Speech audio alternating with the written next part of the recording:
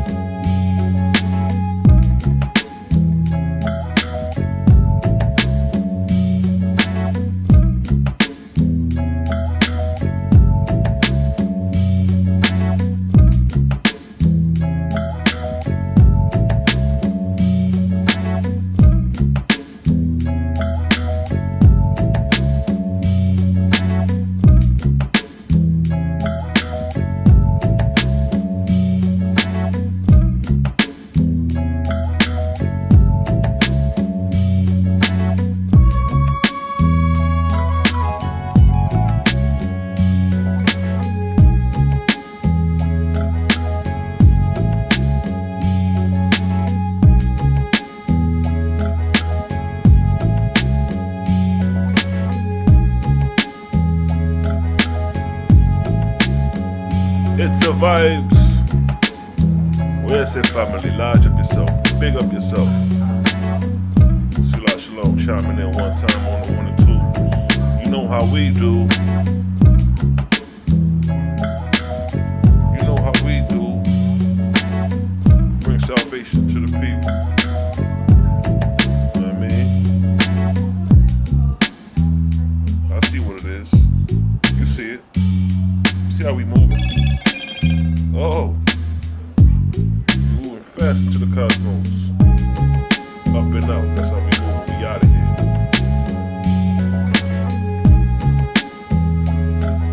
We up out of here. That's how we moving. Yahweh, Messiah, respect King. Lodge up yourself, yeah? It's a vibes.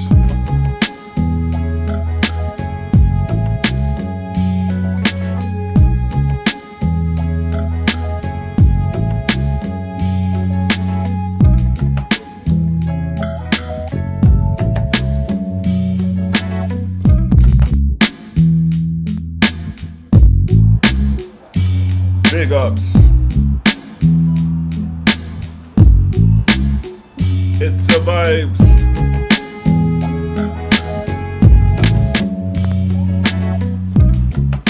Selah Shalom TV, according to the text as it is written.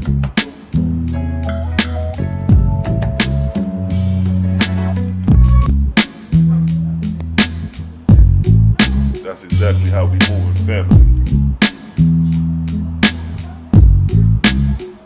It's a vibes. Yo, what it do, family? I'm out here. We out here. You know how we get our day started. With that nice little thing, yeah? A nice little spliff, yeah? Got family in the building. You know what I mean? It's a family affair. A black raw family affair. What's up to y'all YouTubers, man? How y'all feeling today? Chiming in, seeing what's good with the family, you dig? Yeah. Give time for people to come on in, you dig? Selah Shalom, feeling good, feeling blessed like always. Always in ways of the Creator, you dig? Those who serve the Creator, peace and blessings. Those who serve those false gods, may the Creator guide you away from them and bring you back to the source. Because a lot of times these false gods assume to be the source, and you be following them and don't know that. You following a false god, you're being hoodwinked, you know what I mean? A lot of times in life we get hoodwinked by people. You know what I mean? People you thinking is right and exact and they not. You be with them for years, hanging with them for years, that's my man. You be like, well, that's my homegirl, and come to find out, they not who they say they are. So the same rules apply in your religious doctrine. Same rules apply. You got cool with this God, this concept, the spiritual belief system, thinking that that's the way. Never questioned it, just believed it. Because that's how we was taught, just believe shit, don't question it. And then as you become more a responsible adult and start to question these things, and then is when you start to realize the bullshit. Like, damn, this is the Bible and this the Word of God, but why is God doing these type of heinous acts? Why God over here commanding them to kill children if He's supposed to be the Most High? When you start questioning yourself like that, that's when you start, what they say, becoming awakened. You start waking up out your sleep when you start raising them questions. And you allow your conscience to question the bullshit you've been raised on. You dig? I see you. Joseph, I see you. Blessings, my brother. Yeah. We just touching on some early concepts before we get busy. You know, I like to touch on the God concept, because that's where it boiled down to. You know what I mean? God has got you acting the way you acting, but if you're not following the right and exact God, then this could be a serious problem, man. You know, you got Muslims over there ready to create jihad, start jihad and all that, right? That holy war of jihad, but that's based off what their God told them. You see that?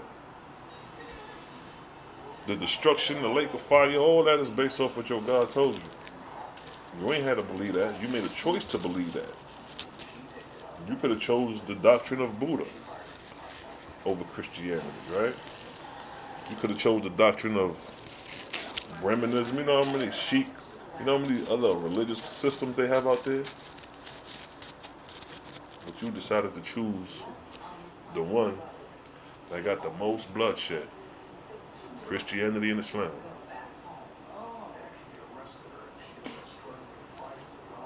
You find out Christianity is bullshit, then you run to Islam. It's like gangbanging. You used to be blood, and you ain't fucking with the Bloods no more, now you fucking with the Crips. You know what I mean? Still a nation of destruction, but you join them, right? So eventually your false God is going to have you doing destructive things sooner or later, because everybody's waiting for a destructive event to take place. If you're an Israelite, you waiting for the 2/3 to get destroyed. Like, where the righteousness at, though? Where the righteousness in that?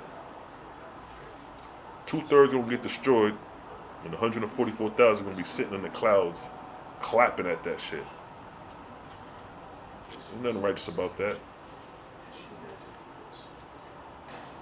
You ever heard the term that I wouldn't want my worst enemy to go through that? You ever heard people say shit like that? Yeah, so it shows you people got sympathy in their heart going through extreme conditions. When you got a motherfucker tell you that I wouldn't want my worst enemy to go through that, that shows you right. That tells you everything right there when a person says that. People really ain't evil in heart. It's the experiences that we go through that make us who we are.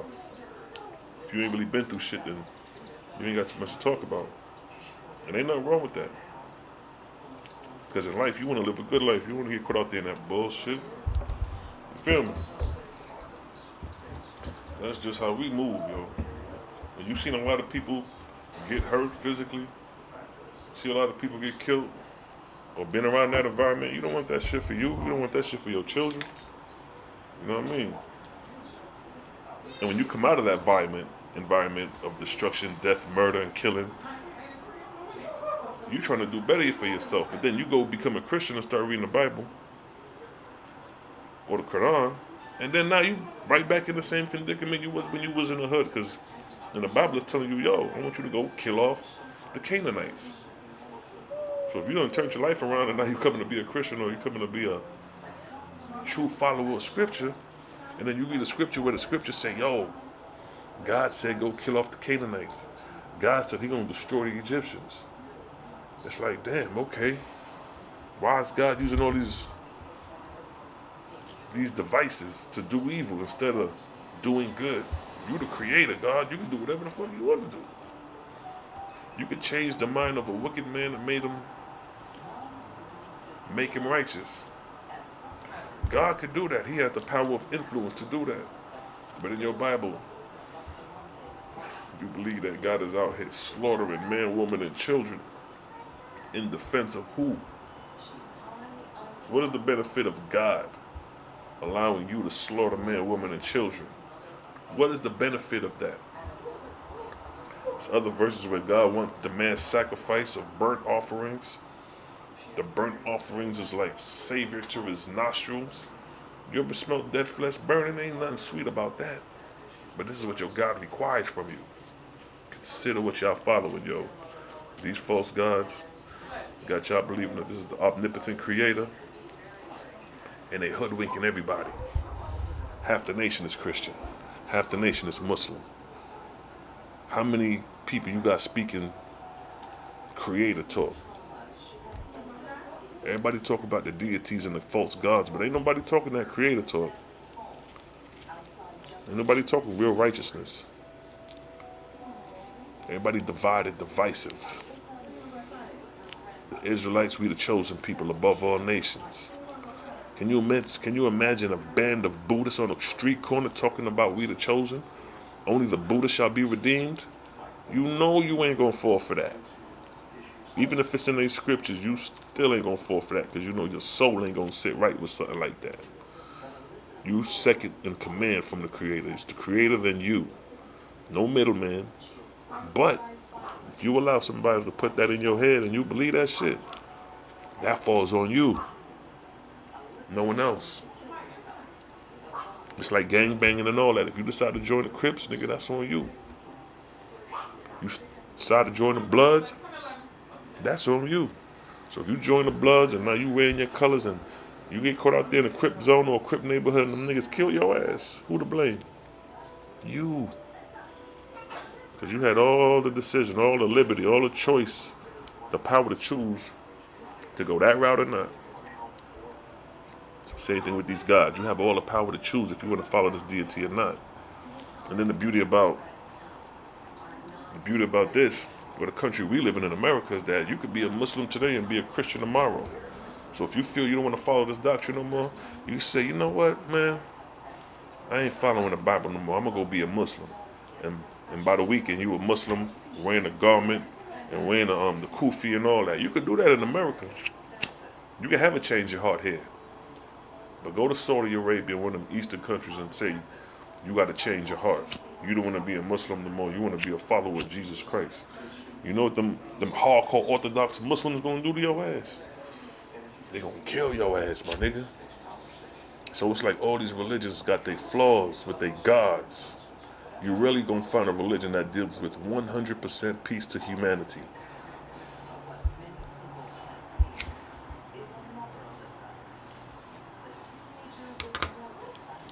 Pac-Man, I see you. It's good, family. A pastor said God caused the war in Ukraine to spread Christianity to Europe.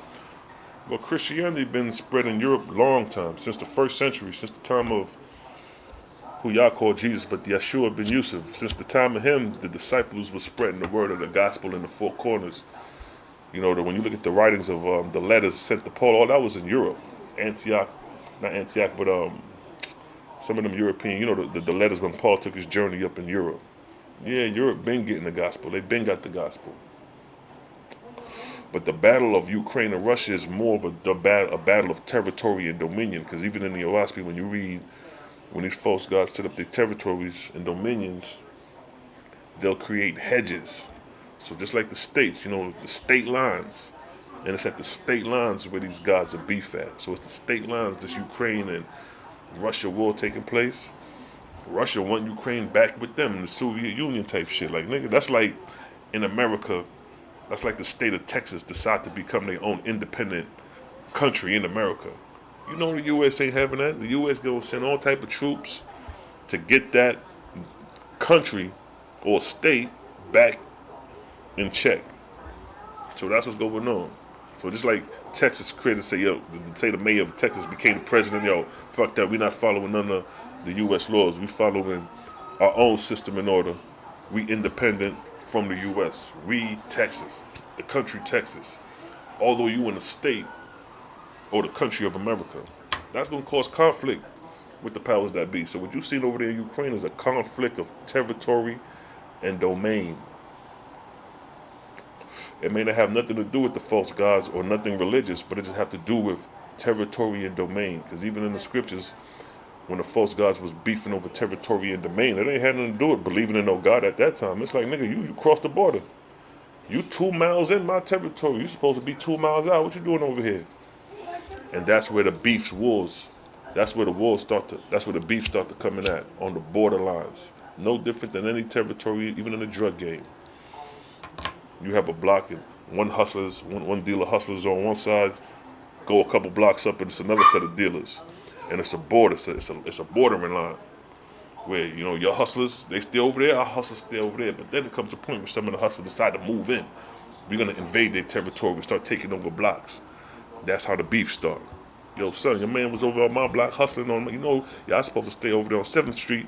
Y'all over here on 10th Street. What's going on with that? And that's how the beef start up. Because man becomes greedy for more and want more territory and more domain. Same thing with the angels up in heaven. Same thing with the immortals on earth.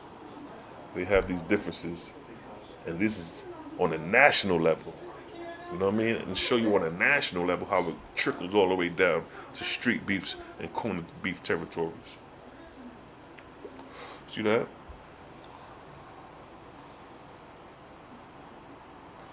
Ash for life rising. I see you. Peace, family. Peace, family.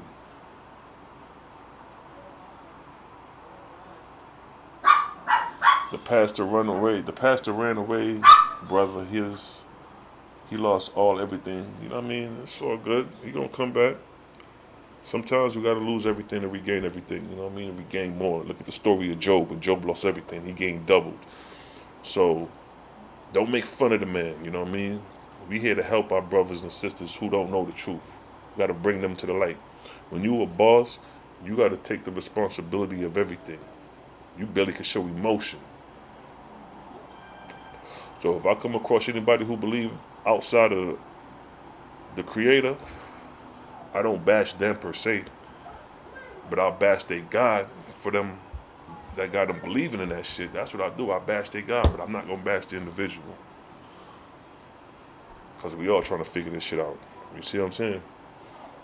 Some may know more than others, but that'll make you better. You may good in expression and knowing the Creator, knowing God and laws, but the dude you telling, he may be great at plumbing. You know what I mean? You may have a situation in your house that need plumbing work, and he come help fix your plumber. So, saying that to say, respect everybody's craft, yo. Respect people. You never know when you may need somebody. Regardless of their nationality, color, race, be respectful of all human beings. Because the very person you be nasty to could be the very person that you may need their help. This ain't nothing new, what I'm saying. This is basic shit, but sometimes we forget the basics, trying to be too complex. Forget where we come from and things like that.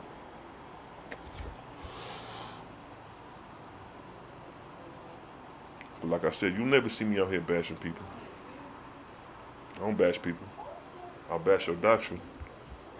Because if you coming to me, if I'm walking down the street and I see an Israelite on the corner, you know, I got two uncles that married white women, and I got cousins that's mixed.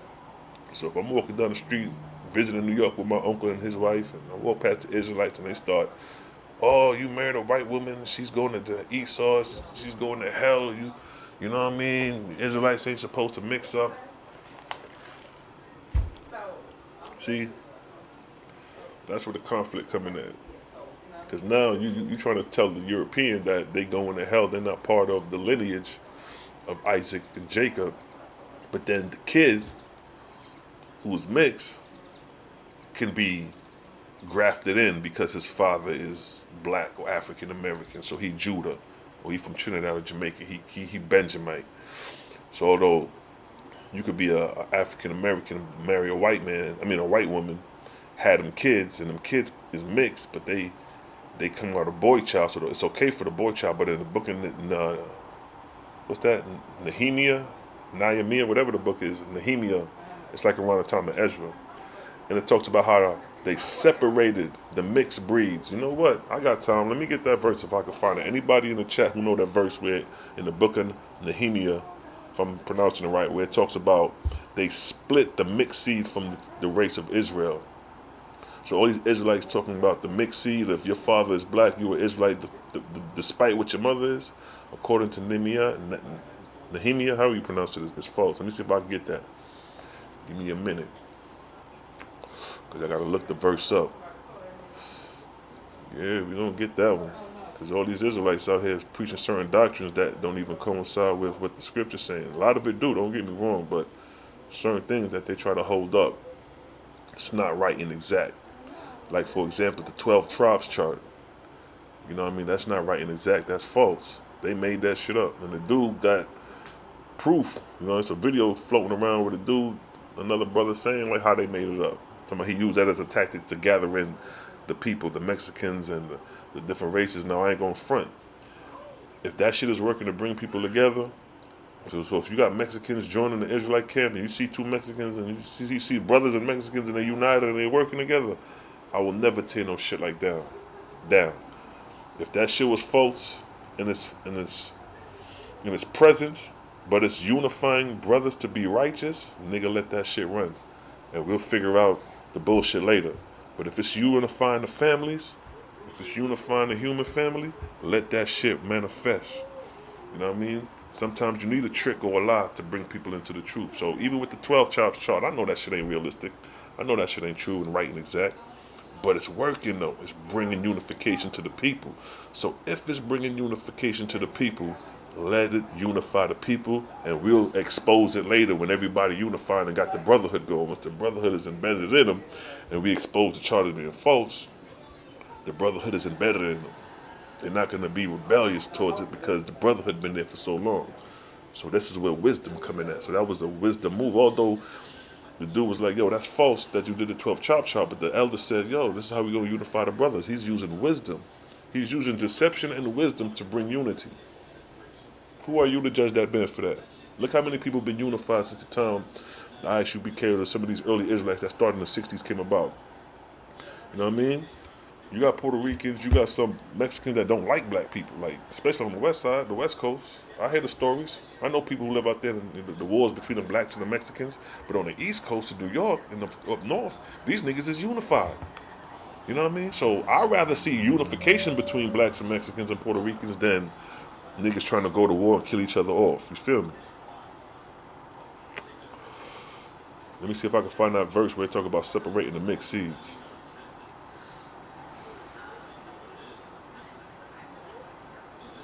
Let's see.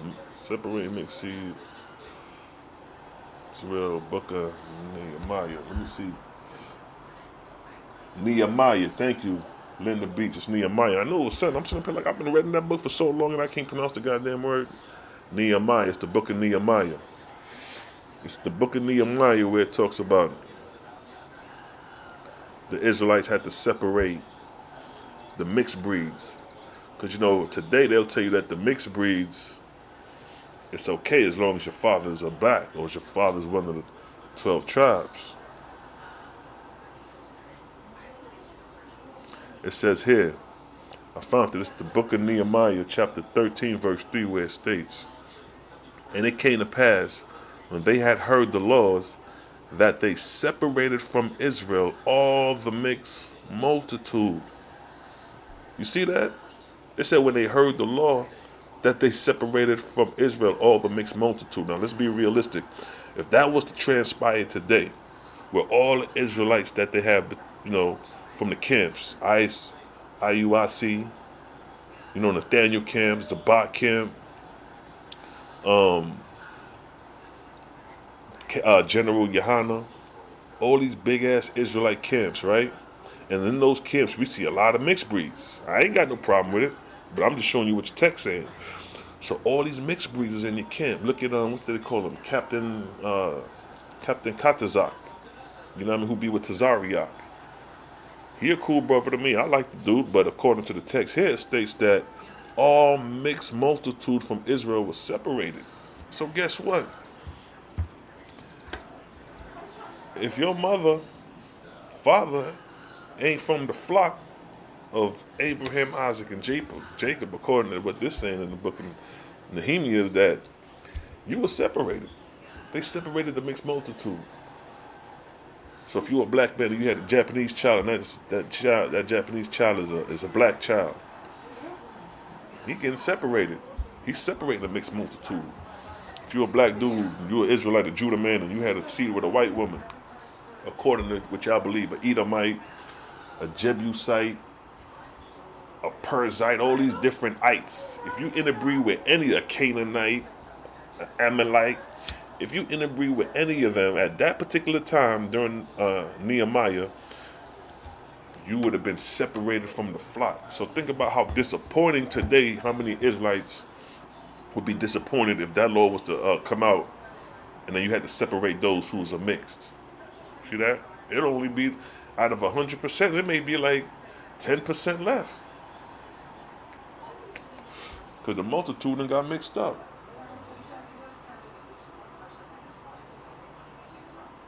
The Spanish people that just moved next door do not like dark carbon-skinned people. Yeah, no doubt. Because we still dealing on a carnal level. We still tribal people. Tribal warfare has always been. I know Mexicans, it's a part in Atlanta called Buford Highway. We call that Little Mexico. You go over there, you know what I mean? Some Mexicans that'll see you, big you up, hail you up, show respect. Then you got those that don't fuck with niggas. And that's with every nationality. Every nationality got a group within that nation that don't fuck with outside nations. I know black people that don't fuck with white people.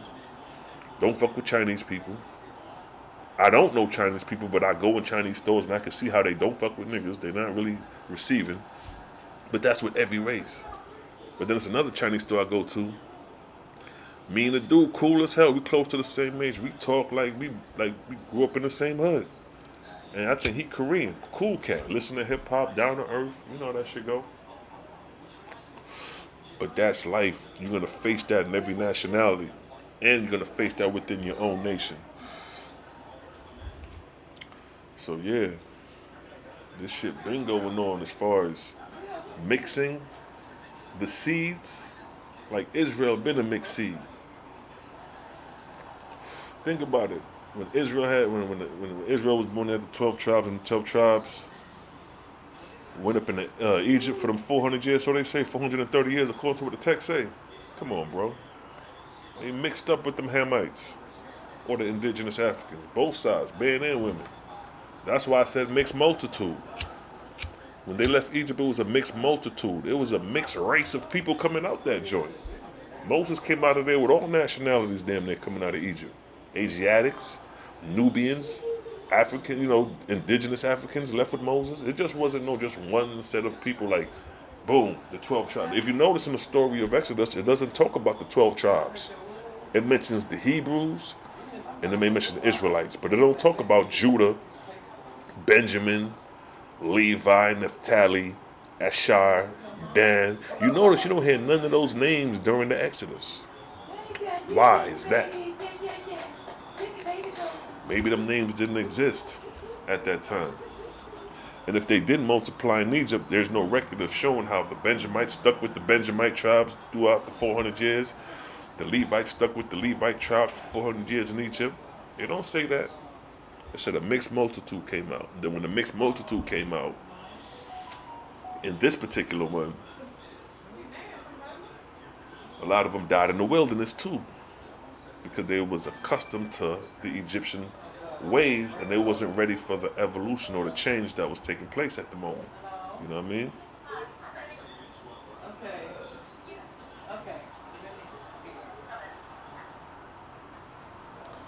Job 9:12, I see you, wise wisdom, true indeed. Because it's like we're so stuck on a carnal level as humans that we focused on flesh, tribal things. When you read this, OAHSPE shows the advancement of the spiritual beings, and sometimes the advancement of mortals at certain periods in history. It's like where we at right now is like, nigga, we playing around right now. We playing like children right now. You know what I'm saying? You don't like me because my skin complexion. That's childish as an adult. We are like grown. It's like, as a race, we like 12-year-olds. As a whole race, we at 12-year-old as a whole race. The mentality of a 12-year-old, still childish as a race.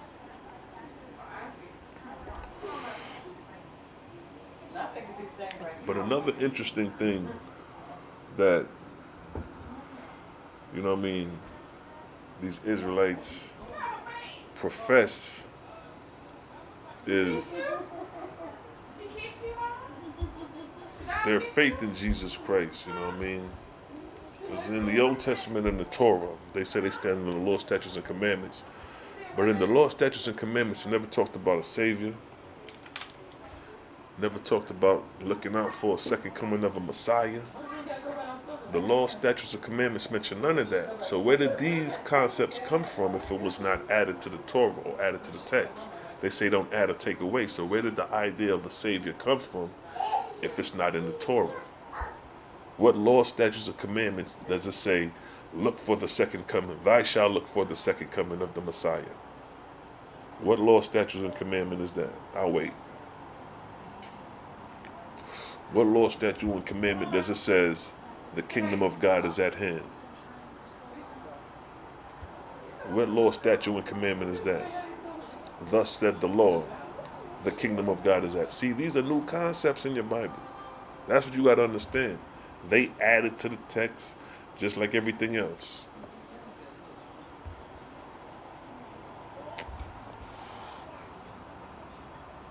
They added to the text just like everything else. Everything needs an update. You think you're going to hold on to a Bible 2,000 years old and not update the motherfucker? Think about it. Your cell phone. Remember when cell phones first came out? You couldn't even touch the screen. When cell phones first came out, they had the cord, the car phones, the flip phones. Look at the evolution of just the phone alone. Look at the evolution of the microphone. Look at the evolution of the computer.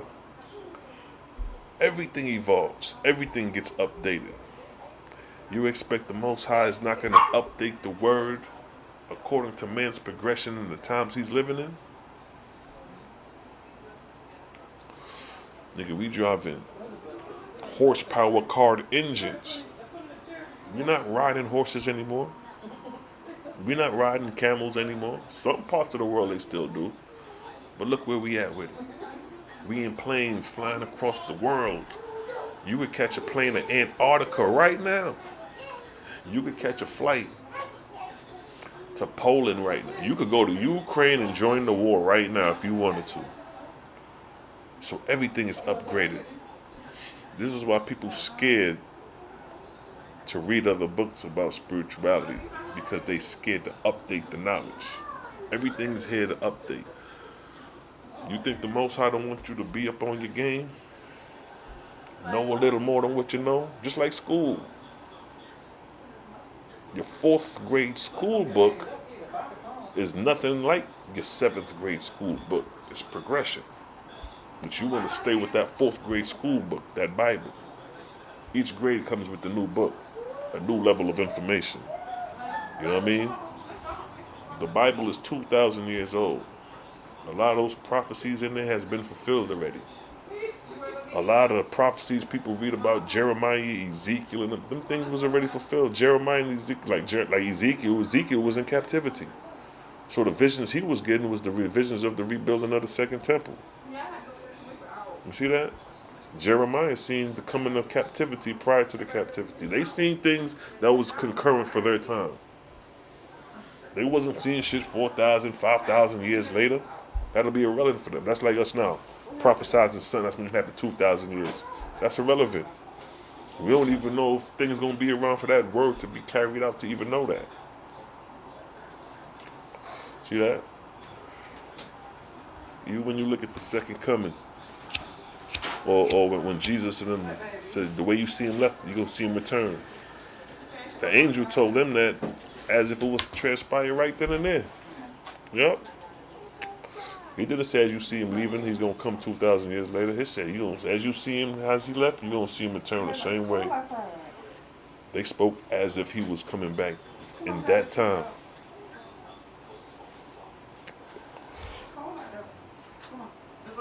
Remember beepers? Of course I remember beepers. You already know when we was hustling, that was the first thing we was hustling. As a teenager, when I used to hustle, hey baby girl, you being a good girl? That's good. I want you to be good, okay? Okay, baby? You want to go outside?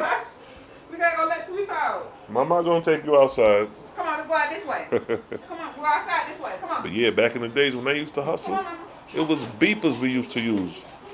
We get the beeper, you put in the code what you want, call back on a payphone. They don't have payphones no more. Hit the payphone, yo, got your beep. Where you at? I'll be there. Boom, boom, boom. So even see the beepers even outdated. They still have them, but don't nobody rock beepers no more. Because the beeper was the cell phone before the cell phone. You know what I mean? So everything progress. Everything elevates, though nothing stays the same. Even with marijuana, they done created different strands, different grades. You know what I mean? They done went hard into the botanical side, the study of plants. And look what they doing. They advancing. Oh, she having fun chasing the dog, huh? Yeah, she takes the dog. That's funny you say the beepers, though. That brought back a lot of memories. And see, time back then was longer, because when you beep somebody, you had to go find a payphone, call them back. That alone may have took 10, 15, 20 minutes, especially if you're not close to a beeper. I mean, a payphone. But now, you don't need no beep and go to no payphone. Now somebody hit you, bam. Text them back, bam. You ain't even got to call no more. You can text. Now you got a computer. Now your phone is a computer. You could go online, watch things like you're doing on my laptop. This is the evolution of technology and science. You think the Creator is not going to evolve your knowledge about creation? About what transpires after we die? You think the Creator just going to leave us in the dark? Or when you die, I don't know what happened. Just, well, who knows? No, it don't work like that. The Creator is always going to evolve the knowledge and give us the information as needed. So when the OAHSPE came, regardless of how it came, regardless who wrote it, it's information that is advancing the mind spiritually. So we'll be aware of these things that happen in the spirit world. We'll be aware of what happens after we die. We'll be aware of what we need to do now on earth to better prepare ourselves for our spiritual birth, which is our physical death. That's what the OAHSPE is here for. Spiritual preparations. You see what I'm saying? Tells our age and our generation. You're goddamn right. But see, we come from the best generation. The 80s and the 90s, that's the best generation. Everybody trying to relive the 80s and the 90s. The stories I tell the youth about the 80s and the 90s, they love to hear them stories, man. We set the tone for this shit, you know what I mean? 80s started hip-hop. 90s hip-hop reached what we call the golden era. Yeah, the Tupacs, the Biggies. We were there for that. We seen it. We seen a change. I remember when Y2K was coming, when we heard about Y2K coming in 2000 and how all the computers is gonna shut down. And between 1998 and 1999, the intensity that was in the atmosphere, for those who can remember, especially 1999, that 1 year, the tension was so thick in the air because there was a lot of conspiracies at the time. You had the Illuminati conspiracy starting to really pick up at the time. You had Behold the Pale Horse. That book was floating around the time. There was another book called Illuminati 666, another book called Antichrist 666. Those were the conscious books at that time. So if you was conscious at that time, your consciousness was on high alert. And then the music at that time was speaking it. Wu-Tang was speaking it. Sons of Men, some of these rap artists, they were speaking biblical prophecy in their raps. You know what I mean? So in 1999, it was tension in the air. Everybody was scared. Everybody was shook. Because we didn't know if Y2K was something that was going to shut down the computers. We was about to go back to the Stone Ages. They going to drop a nuclear bomb. All this shit was in our head at that time.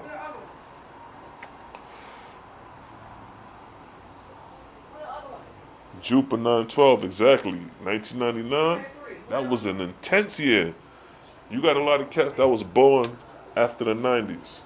They don't even know nothing about that feeling of intensity. It's always going to come a time in the future where it's going to be an experience that's going to challenge who you are. It's going to challenge your faith and all that. You remember they made a couple predictions when they was like, oh, the world is going to end in 2012.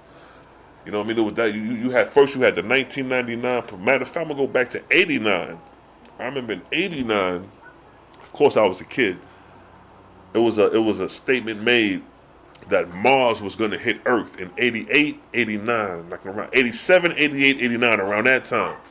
Anybody who could remember the theory that was floating around that Mars was going to hit the Earth and that you could see Mars, and then we looking up seeing Mars, like, yo, nigga, Mars, because it was red, you could see it with the naked eye at the time, and we was shook. This was 89. You know what I mean? I was young though, so I don't know how effective that was globally. We were just young kids hearing this shit on the news. But that was one era. But 1999, that was definitely the most intense era because we ain't know what to expect. And then Prince sang that 1999, exactly. We was like, yo, the computers wasn't designed for 2000. They're going to reset. Missiles, they're talking about the missile launch, the missiles with the military, the nuclears may go off because the computer systems it's not set to go over the 2000. Nigga, all that shit was in the air 1999. Tension was in the air heavy. You know what I mean? So when the new year came in and ain't nothing happened, niggas was happy. Niggas was still scared at first, but as time went, by that summer, we was like, all right, we good. Ain't nothing going on. But then when September came, bam, 9/11 hit. That was the motherfucking, the big surprise for the new millennium. It wasn't 2000, it was the year after. 9/11, 2001 is when the shit hit the fan. That was the real conspiracy. That was the real hype. The real thing to fear. Because when that shit happened, that changed the world. 9/11 changed the world, my nigga. Lifestyle prior 9/11 is totally different. Post 9/11, pre 9/11 is totally different than post 9/11. If you could remember living before the Twin Towers fell, the freedom we had, that's why the murder rate was so high in some of these cities back in the 80s and the 90s. Because back in them days, there was no cameras on the corner. No cameras. In the projects in New York, Georgia, Cali, whatever, they had no cameras. So catching the body and getting away with it was much easier then. And then at one time, the police wasn't really out in the streets. That's why Giuliani cleaned up New York and he started putting more police on the streets. But prior to Giuliani, the murder game in New York was stupid. That's why my mother got the hell up out of there. She was like, yo, I ain't raising my children up in here. Motherfuckers dying left and right. You go out, walk down the street, gunshots ringing out. It's crazy back in the 80s. It was wild like that. Then Giuliani came in office and cleaned that. He cleaned up hell a little bit. A lot of people hated Giuliani, but after some years went by, they loved the fact that he did what he did because he cleaned up New York.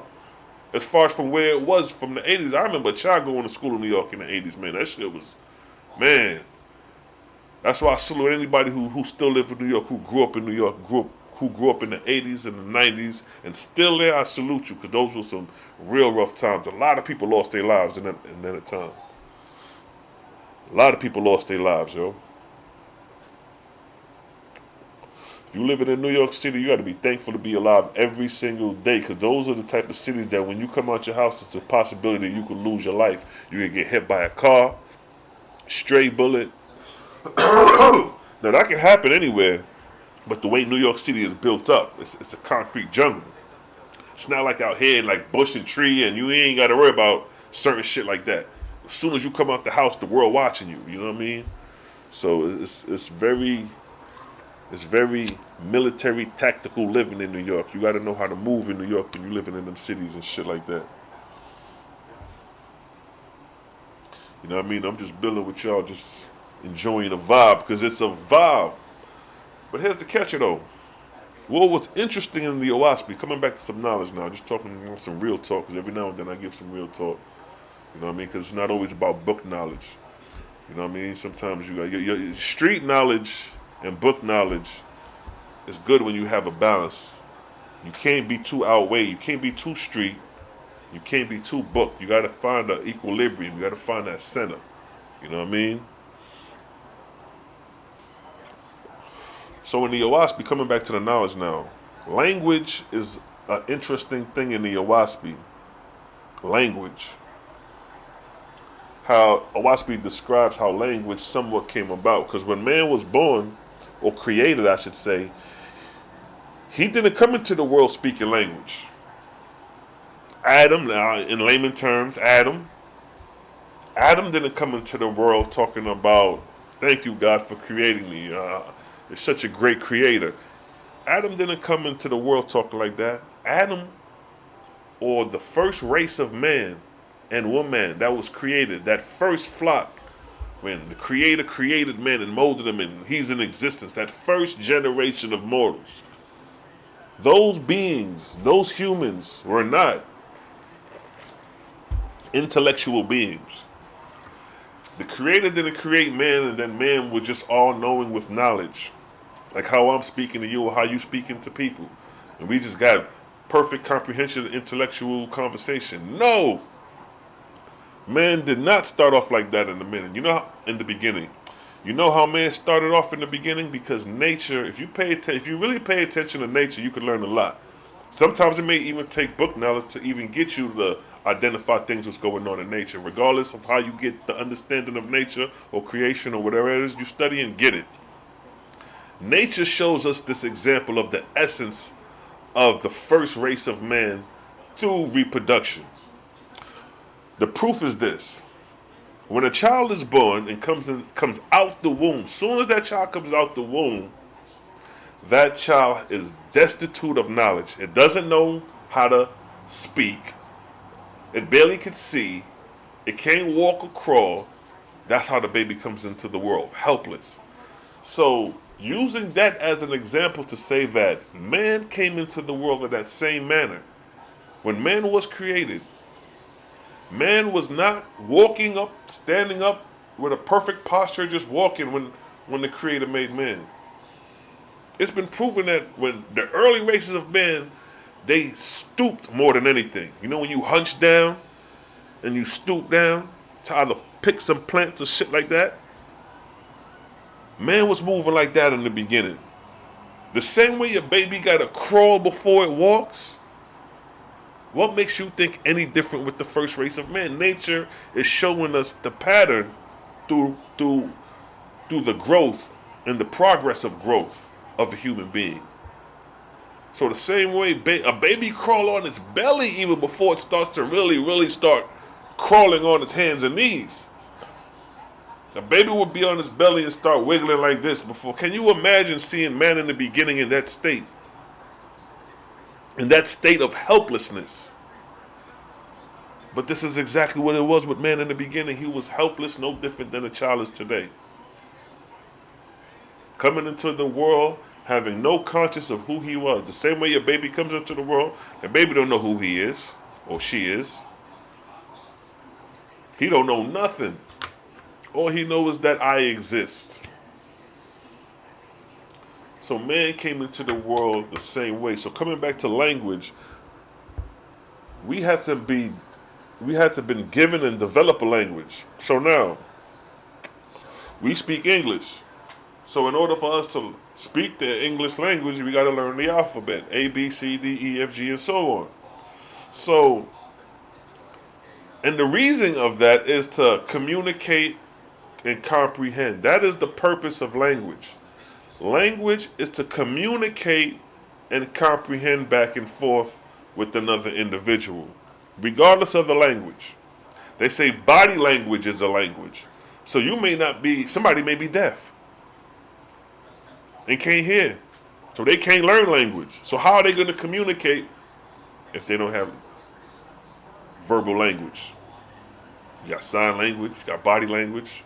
It's other means of communication, and these body language is comprehension. Because if I do a body symbol to you, and if I give you body language, you're comprehending that. Oh, okay, boom, that's what this means. You're communicating and comprehending. That's the essence and origin of language. Communication and comprehending. Before even a written script. You'll see children, before they learn the language, communicating and comprehending with each other before learning how to really talk. Saying that to say that language is a form of communication and comprehension, period. So now when the OAHSPE, it talks about it came a time where man was given a language and glyphs to decipher. But they wasn't the ones who created it. It was hand delivered by the angels. Because when man was created, the first teachers of man were the animals. Man mimicked what the animals do prior to the angels. When the angels came, it was the angels that taught man how to stand upright and walk on 2 feet. Man was crawling along like the animals, because there's no animals that stands upright and walk on 2 feet 24 hours a day. So the very earliest races of men, as they adapt to nature, being in the natural environment prior to building up homes and huts, the only example man had was the animals around him. Even in certain African cultures, they'll tell you how the animals taught the village people or taught the people to find the river. Some they'll follow an animal or say a hyena, and the hyena looking for water will lead them to the river or a stream that they didn't know, but the hyena led them there. So the animals taught men plenty things, and even until this day, animals still teaches us. But during those days, the very beginning, animals was really the first teachers of man prior to even the angels. Man didn't stand upright. The angels taught man how to stand upright. That was their whole purpose of coming to the earth during the first ark cycle, the Ark of Wan. It was their purpose was to teach man to comprehend the Creator and to teach man to walk upright and clothe himself. Really, to clothe himself and walk upright. The comprehension and the teaching came later. But let's start them out with this. Clothe them, teach them how to clothe them, because we walking around here butt-ass naked. Clothe them, teach them industry, because in order to make clothes, you have to be industrious. You have to go get the cotton, the material, weave it, get the fabric going, and create the design for the clothing. The angels taught man some of these things in the early beginning. Because how would man know how to do it? So you have to be told something in order to know. If you don't know something, you don't know. If you never made a t-shirt before, ain't nobody never showed you, how you gonna know to make it? How you gonna know where to get the material? How you gonna know to weave the fabric? Somebody gotta show you that shit. That's what school is for, to be taught, right? So the early races of men that taught men were the animals. And the early expression of man's sound and language, not language yet, but means of communication, was mimicking the sounds of the animals. Man was mimicking the sounds of the animals. Because man at that time was animalistic in nature. That was the beast self of man. Man at his lowest before he rose. Just like a child. A child crawl. A child crawl on his knees and on his hands. That's his lowest form. That's beast. To walk on all fours, we consider that you beast. That's the beast, the nature of the beast, to move on all fours. We used to say that, when I was dealing with the knowledge of the nation of Islam, the knowledge of gods on earth, we used to say the Caucasians walked on all fours. The devil walked on all fours. The beast. We used to say that when we used to study the lessons. But not knowing that the essence of man in the beginning was like that for everyone, regardless of the race or nationality, because every nationality child is born into the world crawling. A white baby coming into this world crawling on his belly, a black child, a Chinese child, an Indian child, it don't matter. They coming into the world the exact same way, helpless, crawling on their belly, and they have to be taught and developed. So in the beginning, the angels were sent to raise man up, to make man civilized to who he was, his destiny and what he was to be. Like, dude, you a human, you a man, you ain't the animals. Let me start. And it took thousands of years to educate and teach man these things. This ain't no overnight shit that took place with man in the beginning trying to comprehend who he is, trying to comprehend, just under comprehension period. Why do I got to put on clothes for? Or why am I standing upright? I like it down. You know what I mean? It's like challenging man at them early periods was very laborious or exhausting for the gods. But it came a point where man had to learn language because this is the means of communication and comprehension, right? So in the OAHSPE, right, in the book of the Lords, in the book of the first book of Lords, right, chapter 4, verse 1, it states, I'm going to read a couple verses where it basically talks about how man developed the first language through the angels, though. It says, about this time man began to use his lips and tongue in enunciating words, prior to which he spoke in the thorax. The thorax is right here. So they saying prior to man learning and enunciating words, like how we talking from the mouth, man expressed from right here. How do you express here? You express you express tones from the thorax. So this is prior to man speaking with his lips. He expressed from the thorax. So it's showing you right here the evolution of man in speech, comprehension. So again, that verse states, about this time man began to use his lips and tongue in enunciating words, prior to which he spoke in the thorax. Verse 2. And the Lord spoke to the iron, saying, that the labor of the Lord thy God may be remembered on the earth. Go provide me a stone, and I will engrave it with my own hand, and it shall be called Simoin, because it shall be a testimony unto all nations and people on the earth of the first written language in all the world. So here, the Lord is saying like, yo, get me a stone. I'm going to engrave some engravements, and I'm going to give y'all the interpretation, and this is going to be the first written language that you're going to basically distribute around the world. And this time period is during the first ark cycle after the creation of man, the ark of rain. So we talking, let's say 72,000 years ago, just dealing with the basis of the ark cycles. So verse 3 states, and the irons prepared a stone and hewed it flat and then polished it smooth. And the Lord came down in the night and engraved it. See that? The angel is the one who's doing the engraving, right?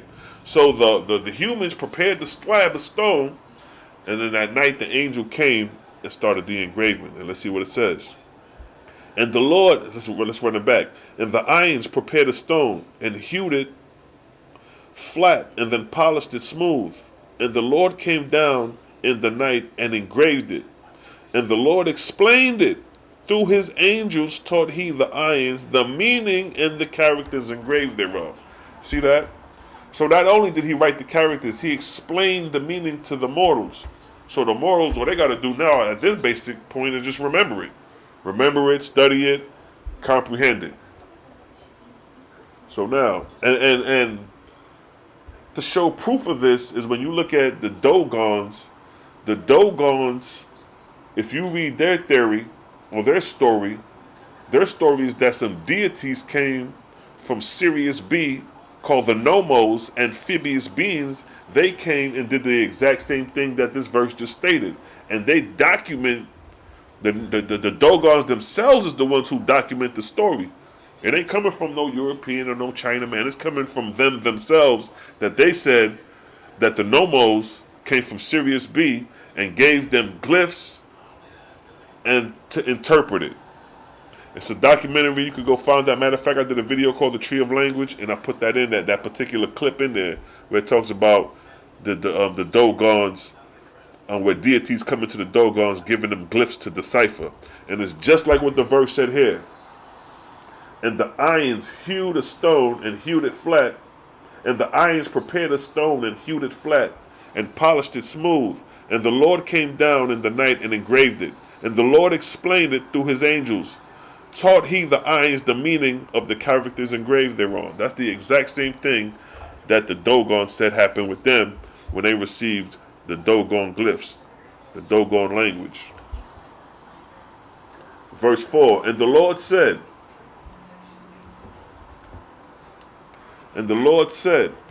go into all cities and all countries of the world and provide ye copies like unto the tablets I have given.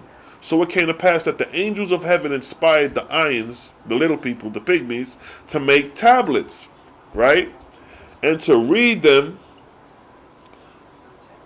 to make tablets and read them, that the first language of the earth might be preserved to the races of men, and it was so.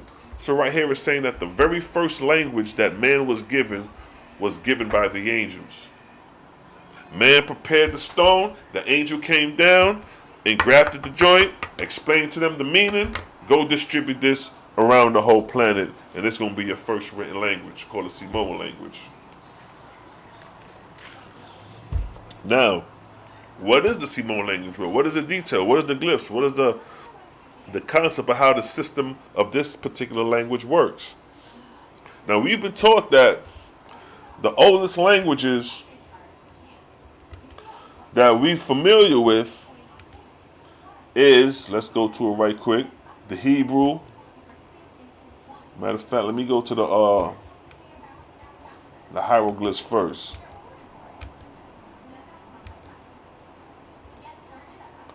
Boom.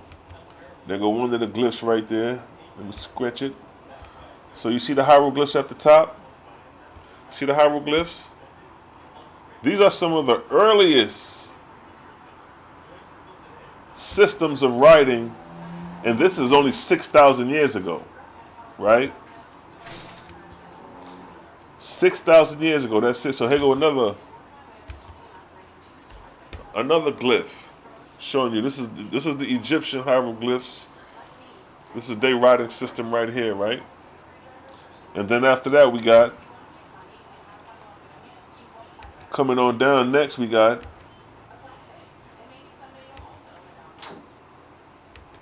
hold on. Boom. What's that? The cuneiform. Cuneiform and the Egyptian hieroglyphs are some of the oldest languages in antiquity 6,000 years ago, and from the hieroglyphs and from the cuneiform came what we know as the Paleo Hebrew language. The Paleo Hebrew language is the Canaanite language. It's not a Hebraic language. This language was discovered in the land of Canaan. Now, if you want to get technical, Abraham wasn't born in the land of Canaan. Abraham migrated into the land of Canaan as a native. As a foreigner. But where was Abraham born? Abraham was born in the land of Ur of Chaldea. And the language of Ur of Chaldea is that what you see right there? Cuneiform. In ancient Iraq, you don't find no Hebrew writings in antiquity during this time. Let's put a cap of 2000, 3000 BC.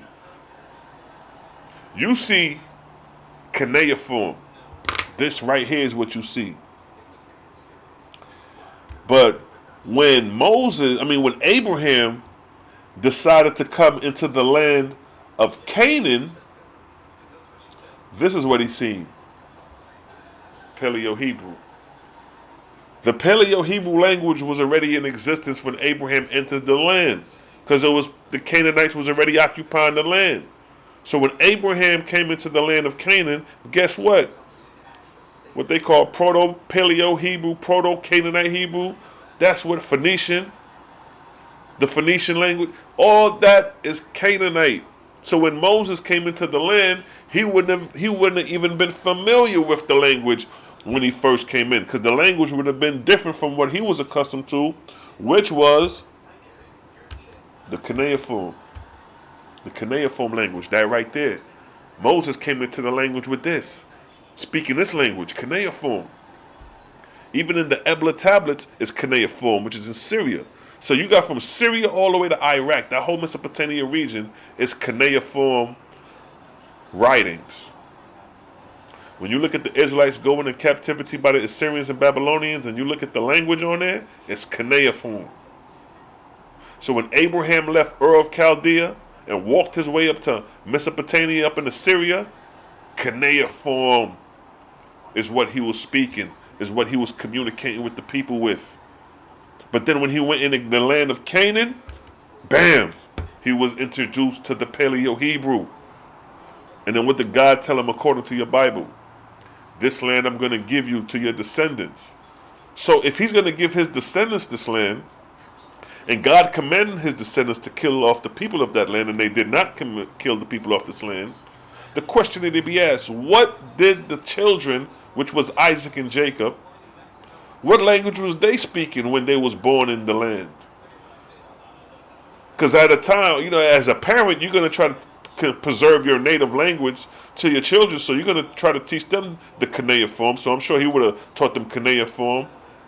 But if they in the land of Canaan and the dominant language of that land is Hebrew or Paleo Hebrew or Phoenician, they would have had to learn the language. They would have had to adopt the Hebrew language.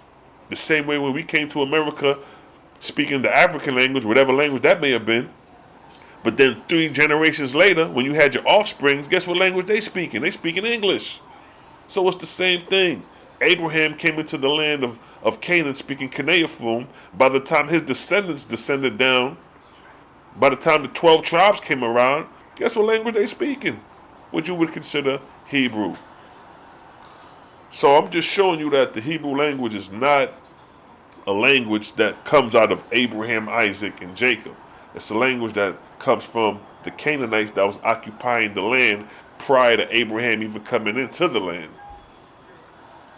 So now, these are the languages that goes back 4,000 to 6,000 years during the 23rd arc cycle. But these are not the oldest languages. And like I said before, languages is a mean to communicate. So what are the oldest languages? Because there's languages that predate the hieroglyphs. And these languages is what we call petroglyphs. Here's an example of one there. Bang. Those are your earliest writing systems right there. You can find they got these in the caves of many places. They got in the caves of France. They got some in Africa, Australia, even here in America. These are the oldest systems of communication as far as language. It's called petroglyphs. And that's one example right there. And there's another example. These are your earlier writing systems, pre-flood, post-flood. Some of these systems are 20, 30, and even 40,000 years old when you look up petroglyphs and they start giving you the dates for some of these glyphs. They're going to tell you they range for 20, 30, even 40,000 years old. Long before your hieroglyphs, long before your cuneiform, and long before your Hebrew. And the proof, so we just read the essence of the first language. Now to prove like how this system that we're seeing on the screen makes sense, let's go to the book of Thor, because this is where these systems make sense. Let me get another picture of a petroglyph right here. Bang. There's another picture. So these ain't just somebody just making up pictures. This is what we're seeing as means of communication. It's something to comprehend here. Although we may not fully comprehend what it is they're trying to convey to us, but nonetheless, these are means of communication. Now, if you look at this picture in the top right corner, that look like two brothers giving a pound to each other. Got their hand on their hip like, yo, peace, brother. You know what I mean? There go brothers saying peace long before ancient Israel, ancient Kemet, ancient Sumer. We got brothers showing the boom fist. Peace, brother, boom.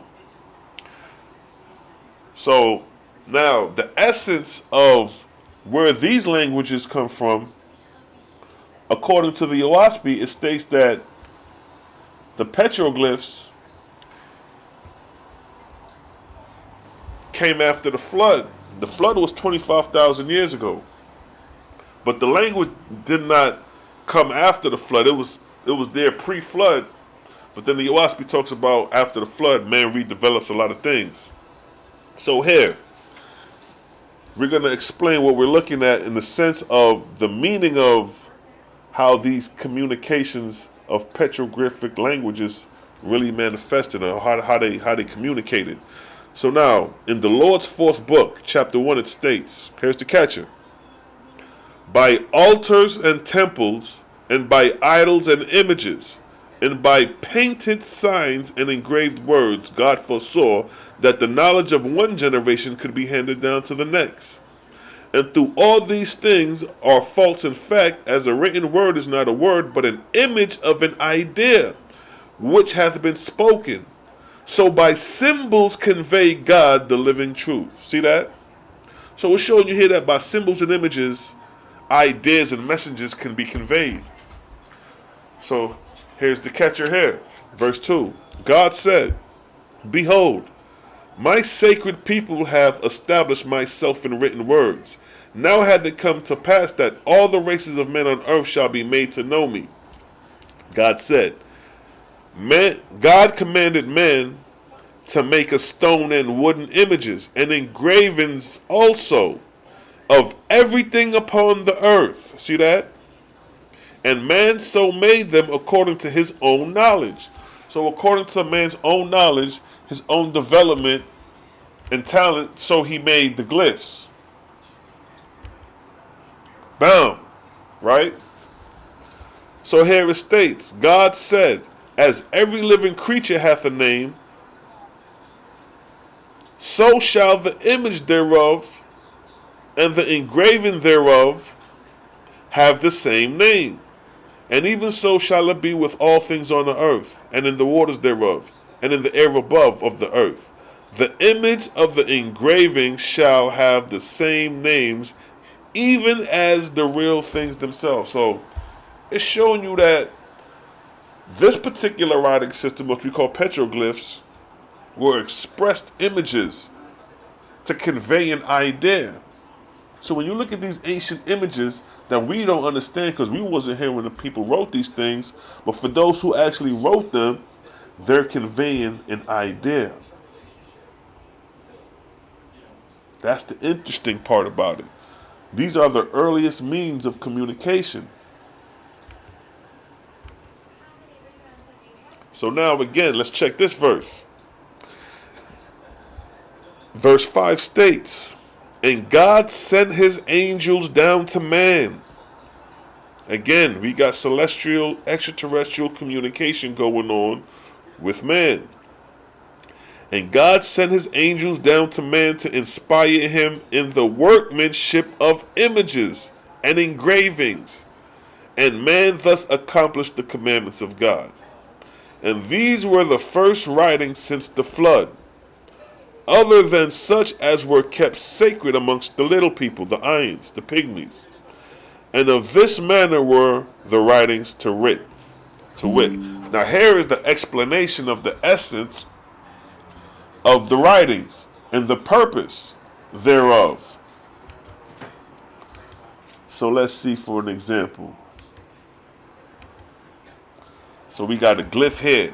So for an example, it'll say, this is how the writing system actually worked. Here we go. Verse 7. A picture of a man was a man. A picture of a tree was a tree.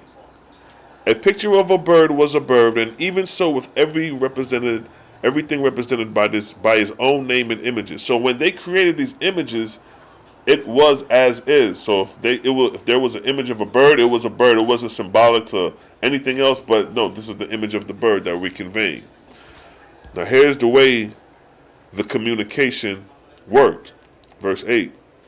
Then God said, when thou hast made a picture of a spear, right? Let's use the bottom left-hand picture of those, like those are spears and going in three directions. One going up, one going left, one going right. Let's use that as an example, right? So it says, when thou hast the image of a spear, behold, it is a spear. That's exactly what it is.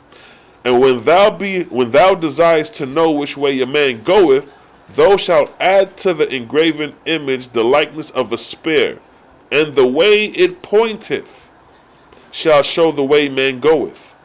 Even so shall thou express the going forth of the earth and in heaven. So it's showing you, it's like the concept of the pitchfork in the road. And the pitchfork determines if you're going to go left down that road or you're going to go right down that road.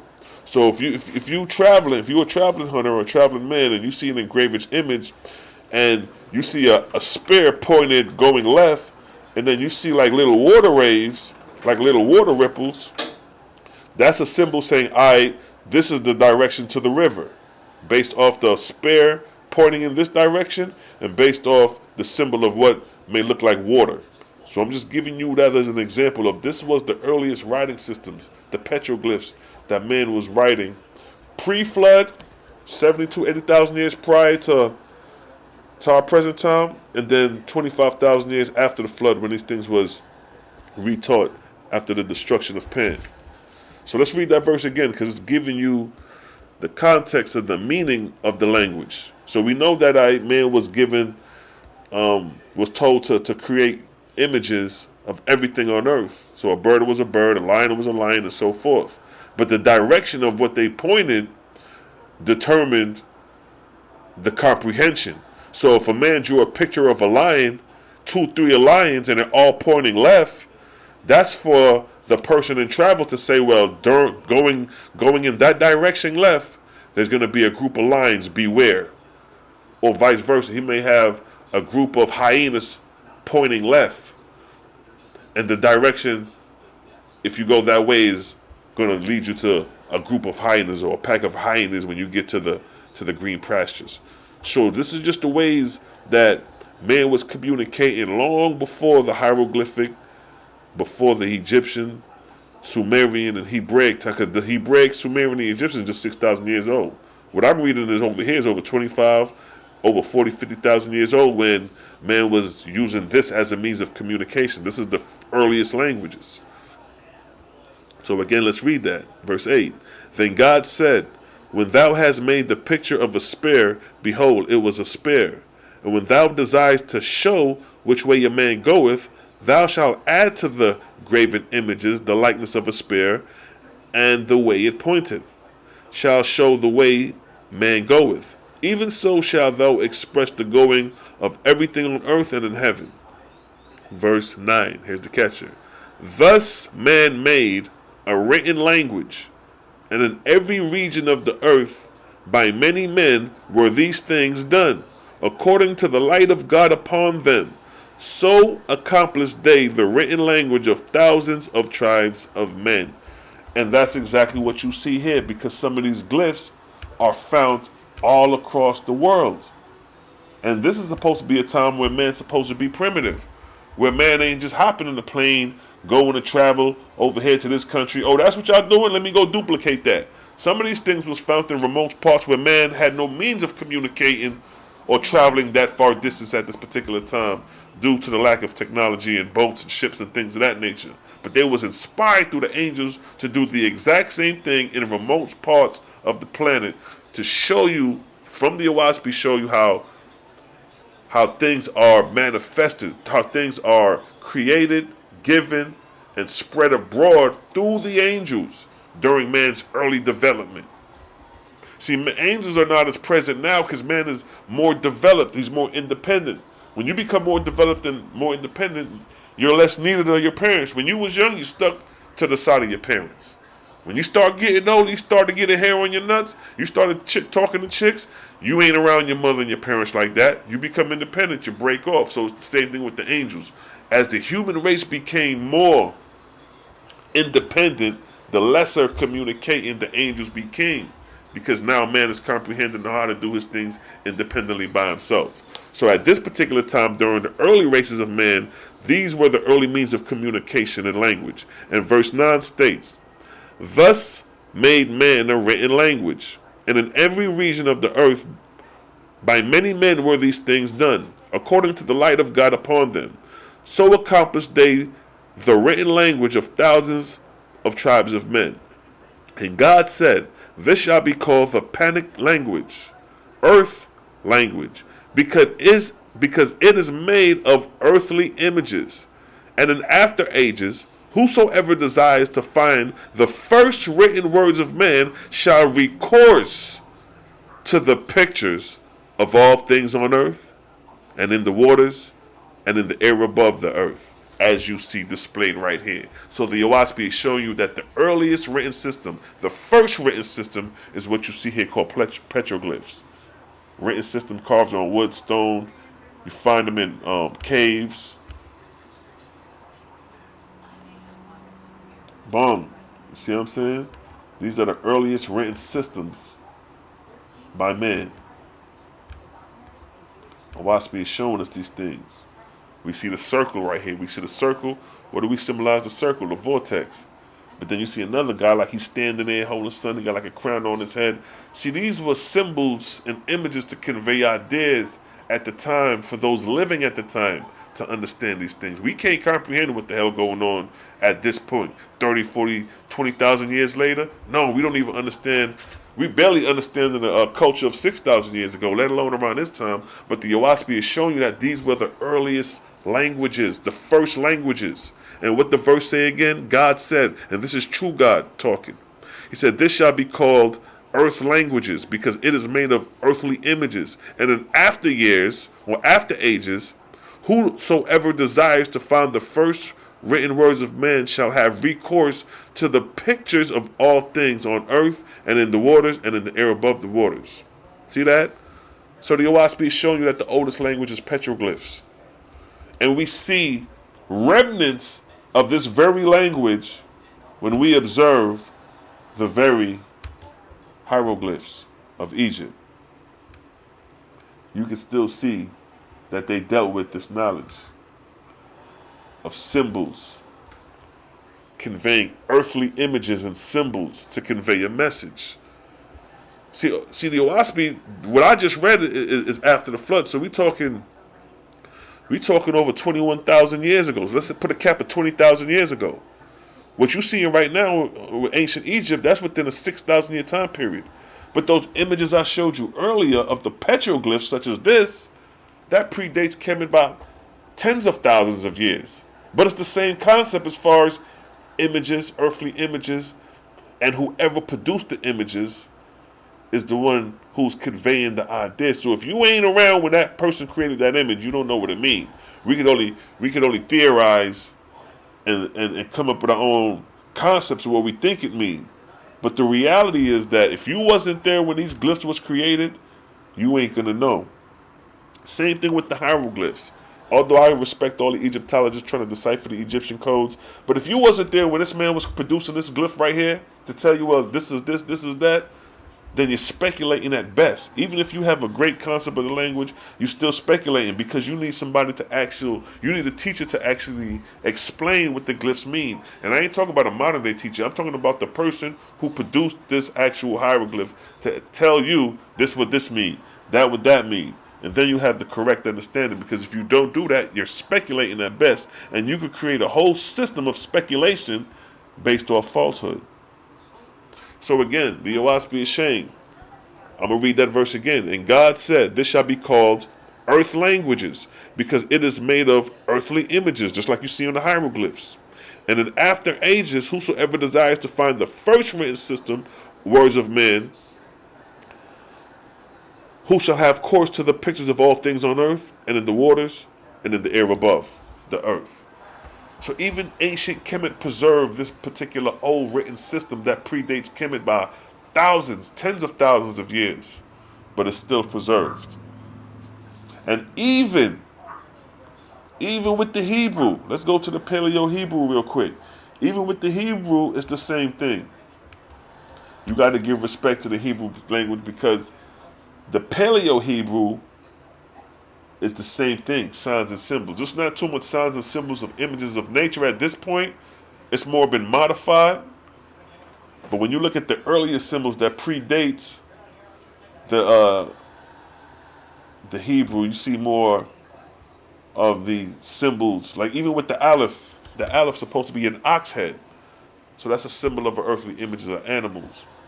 So it's showing you that the early images, the language of man was based off images of the earth before they started to be modified and changed into more complex systems. Because when you look at the cuneiform right here, as you see, the cuneiform doesn't show no images of any earthly animals or things like that. So this is a more modified text.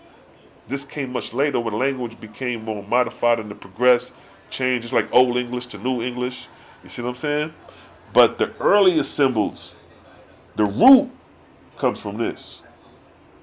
This is the forefather of language.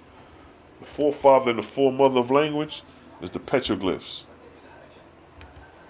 These right here. It's like the book said. Let's read that again. God said, "This shall be called the earthly language, because it is made of earthly images, and in after ages, whosoever desires to find the first written words of man shall have recourse to the pictures of all things on earth, and in the waters, and in the air above the earth." See that? See that? OAHSPE is showing you. OAHSPE is showing you the oldest languages is petroglyphs, and not only that, it was hand delivered and explained by the angels for men to comprehend these things. See that?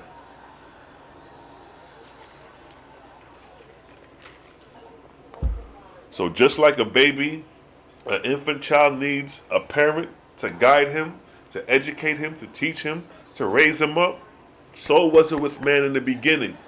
The angels were the first teachers of man after the animals. The angels brought man out of that animalistic behavior. The angels gave man their first written language. The angels was the one to help man communicate and comprehend to get where we at to this day, but we forget about them. We don't even believe in them no more. And those are our ancestors, the angels, right? Family, I see you. Peace and blessings. Global purpose, I see you. Yeah, we just dropping some knowledge, dropping some information on language, the origins of language, the oldest language. Because a lot of times we think the oldest languages the hieroglyphs and cuneiform. No, those languages go back to the 23rd and 24th arc cycle. The 23rd arc cycle, actually, 6,000 years. But what I just read coming from the book of Thor, Thor is like the 20th arc cycle, the 18th arc cycle after the creation of man. So we're talking like 21,000 years prior to our present time. And the language of that time, like I said, was petroglyphs, the languages of images, and you find those in caves and see. Those were the first homes for men, caves. Y'all talk about the Europeans being in the Caucasian mountains, but that was a place for everybody. You have caves in Africa with the same written art. You have the Dogons that they got cave. They go in dark caves and they got the constellations drawn out in a cave and it's dark in there. You see what I'm saying?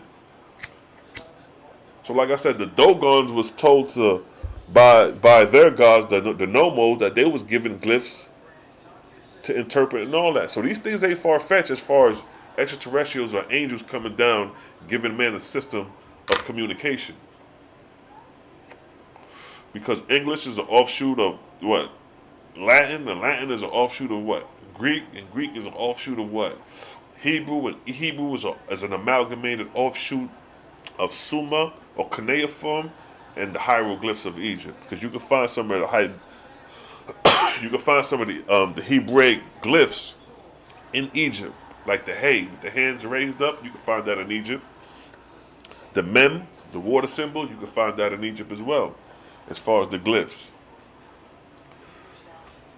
So Hebrew is definitely not the oldest language. It's really one of the youngest language as far as antiquity. So you know what I'm saying. You got Hebrew prior to Hebrew. You got cuneiform. Abraham was born of Ur of Chaldea. The language of Ur of Chaldea is cuneiform. The evidence shows that. The historical evidence shows that through the cuneiform tablets. When you go to Syria, you got the Ebla tablets. You know what I mean? More proof that they were speaking cuneiform in Syria 3,000, 2,000 years ago, 3rd millennium BC. And then when you come into Canaan, is where you come in when you come across the Paleo, Phoenician, Canaanite, Hebrew. They put all them titles in that one. They'll say Paleo, Proto, Canaanite, Phoenician, Hebrew language. They'll put all that in one sentence. But the origin of that is Canaanite. We already showed you that. The proof that the Hebrew language that you think is Hebrew, that you think is Israelite language, the proof that it's a Hamitic or Kemetic, a Hamitic language or a Canaanite language. The proof of it is when Abraham entered into Canaan, what language was the people speaking? That's the proof. That's the death blow to the argument for those who want to argue and say that the Hebrew language is native to the Israelites or the 12 tribes. Nah. Or they'll say Eber. They'll try to say Eber is Hebrew. No, that's all. Those are not even real people. In the sense of like Eber being Hebrew and that man was named Hebrew and it's a man walking around named Hebrew. Nah. It ain't go down like that. First of all, the word Hebrew is not even referring to a person. It describes an action. It describes an event. Those who crossed over, the people who crossed over. The word Hebrew is no different than saying migration or immigrant. They migrated from Mexico into the U.S. territory. They crossed over the border. They migrated over. Those would be considered Hebrews, migrators, those who migrate, nomadic people. So it doesn't describe a nationality of people as far as the definition of the word Hebrew. It just describes motion, a movement. So somebody migrating across borders can be, you got the Ukrainians migrating over into the other countries. Those are Hebrews according to the definition of what Hebrew means, to cross over, to migrate into one land into the next.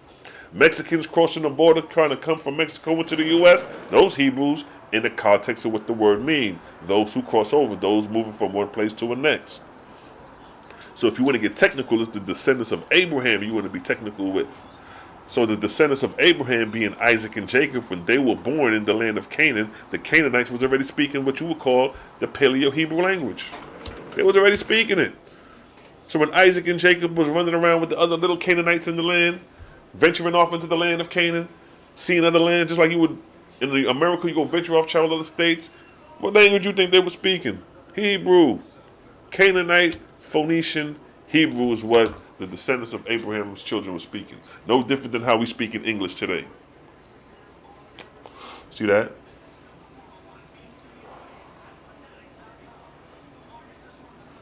Paleo Hebrew is exactly what I'm talking about.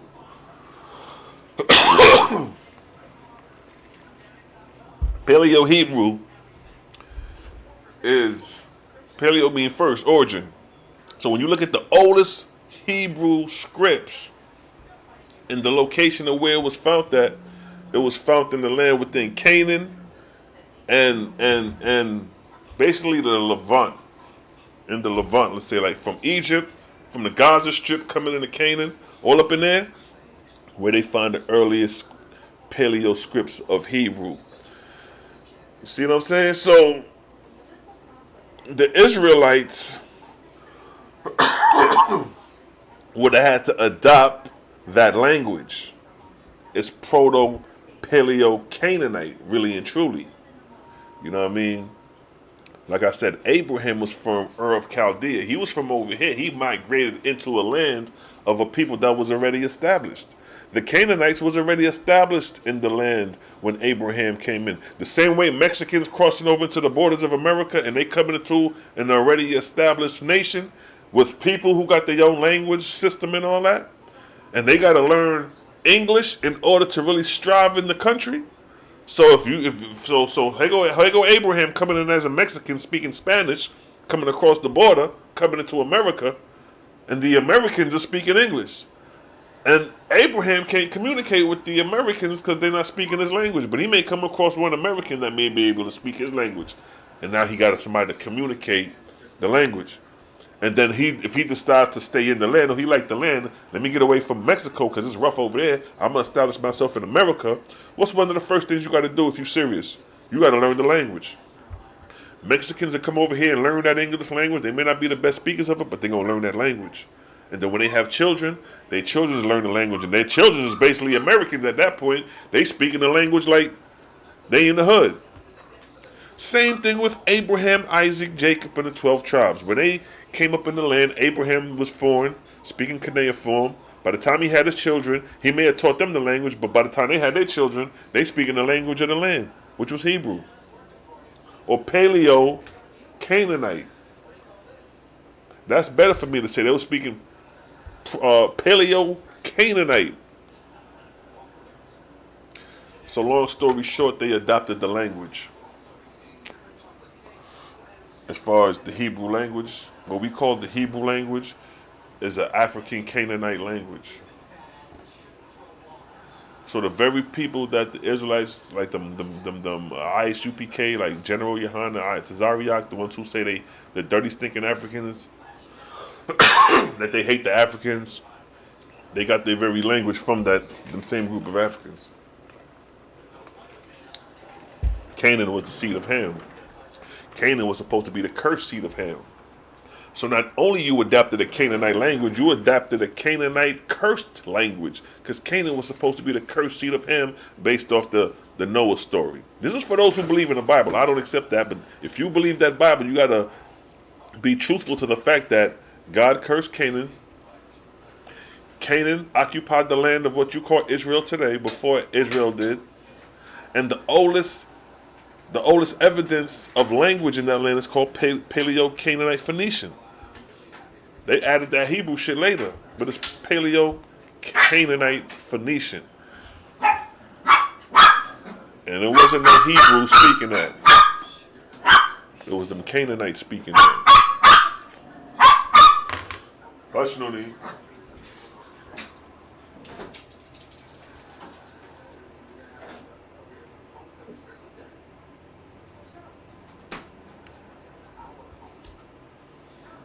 Yes, family. Nice vibes in the chat, yo. Yeah, though.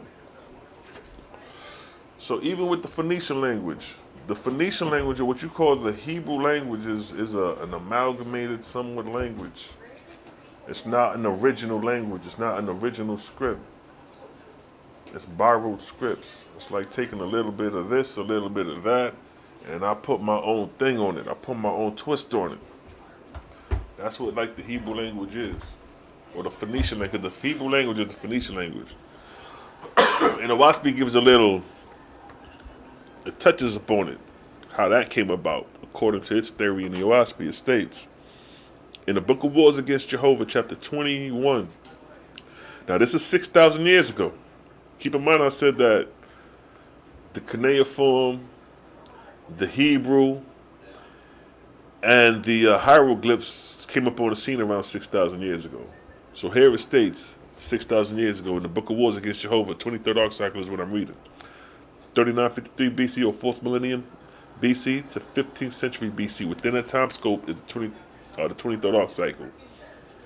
And according to OAHSPE, this is the time of the Book of Wars Against Jehovah. This is the time when everybody turned on the Creator, except a few. And this is during the time of the pyramids and all that. So, but now, getting to the point of the Phoenician language, verse 5.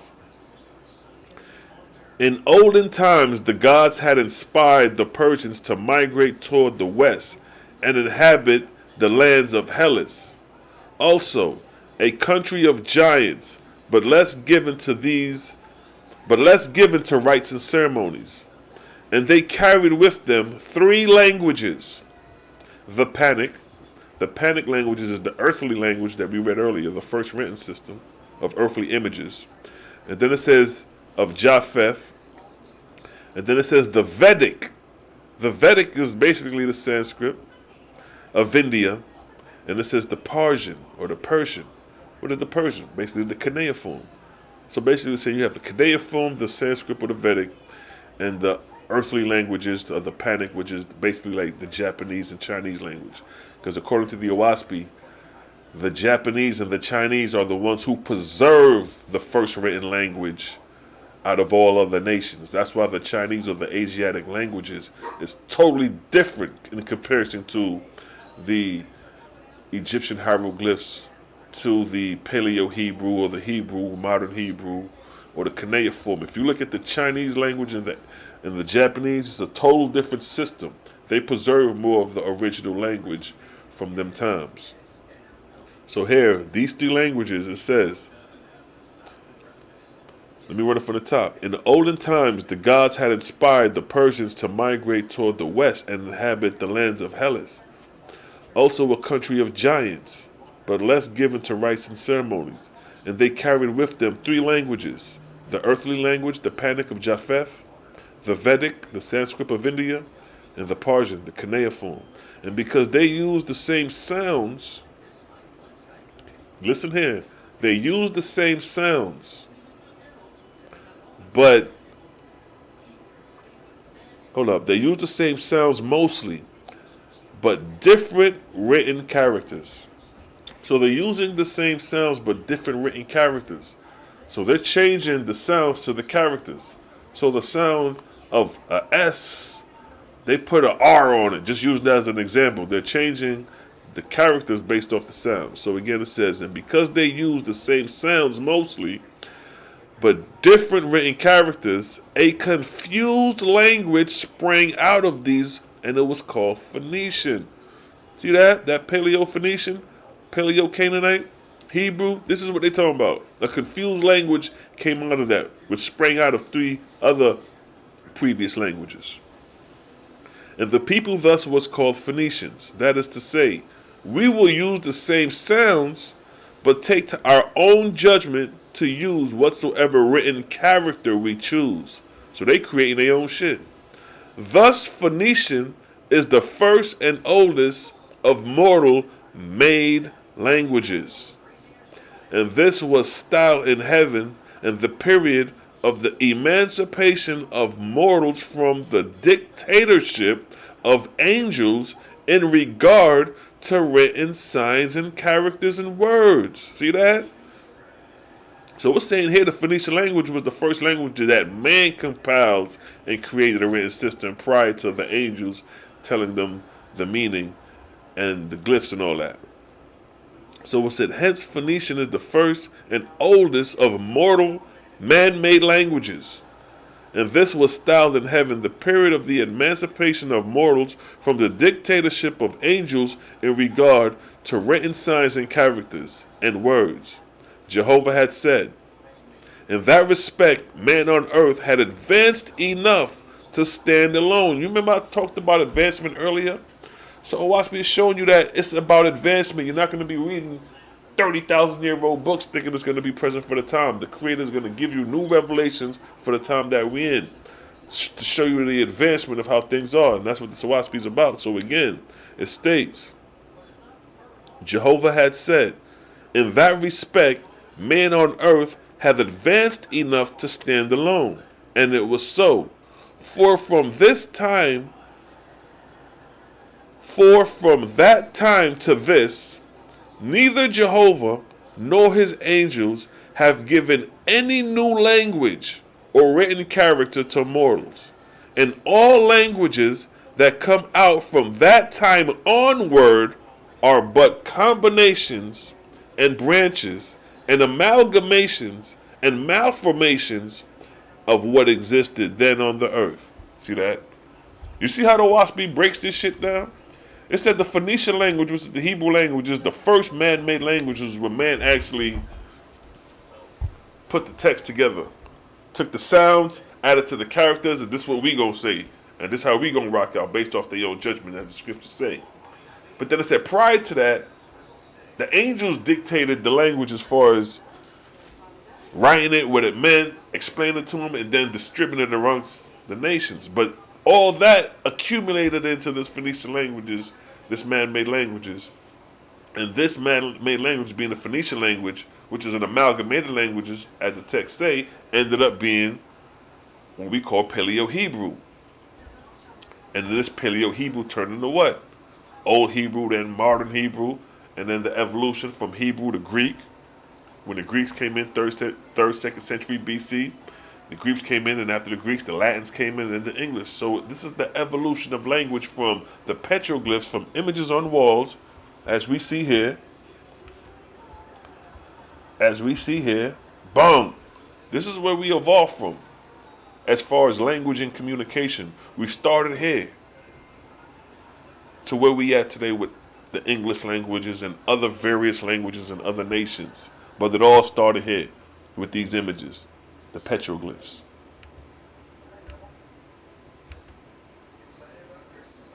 See that? Boom. See that? See the vortex? See the vortex way back then? See the circle within the circle that Ezekiel talks about, the Ezekiel wheel, the circle within a circle? But this one got a circle within a circle within a circle within a circle. Ezekiel ain't talk about that. But the circle is the symbol of the vortex. The circle or the vortex is the symbol of creation. the manner of how things are created. Let's make sense of that, what you see of that symbol of the vortex. Because the symbol is written to convey an idea. What is the idea of a circle? A circle, for one thing, represents current motion. So in the book of OAHSPE it says, all was, all is, all shall ever be, all spoke, and motion was, and is, and ever shall be. Being positive was called he and him. The all motion was his speech. So that circle you see right there is a symbol of all motion. Constant motion.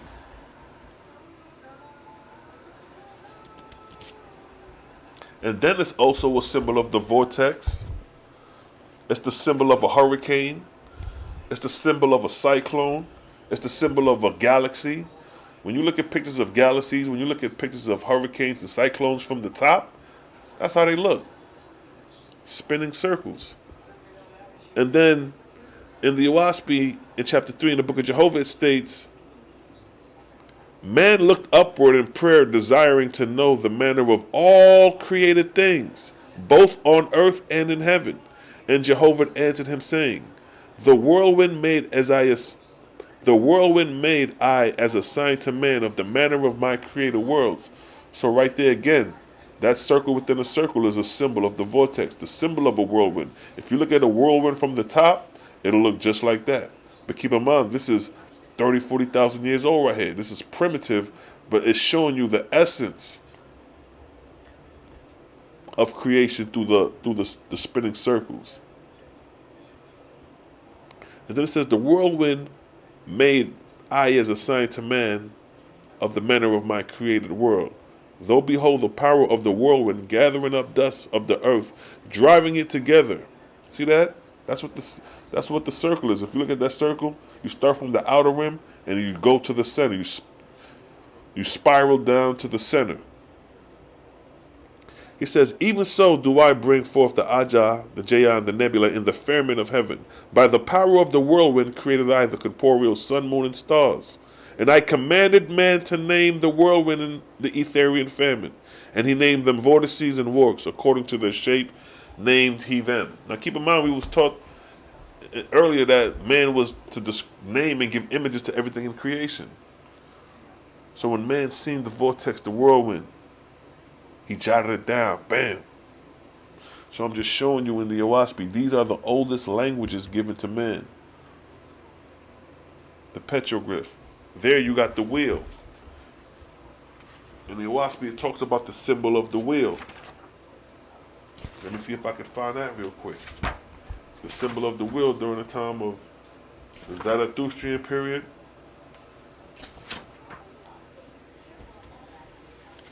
The wheel had a symbol to it and a meaning to it. And I found that quite interesting when I read that in the OAHSPE about the wheel during the time of Zarathustra. You have to read the story of Zarathustra to really understand what I'm talking about when I say the wheel. For those who know the OAHSPE know exactly what I'm talking about. Let me see if they got it in the index. And if they got it in the index, I'll read it. I found it. I'm going to go to 70 verse 6.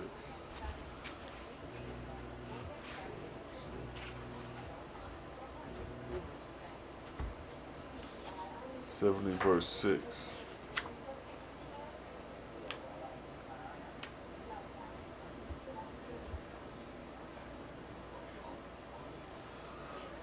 Let's see. Yeah, we're going to talk about that wheel. That symbol of that wheel you see right there, we're going to touch on that.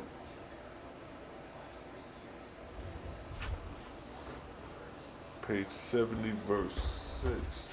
Is that verse 6? Let's see here. Where we at with it?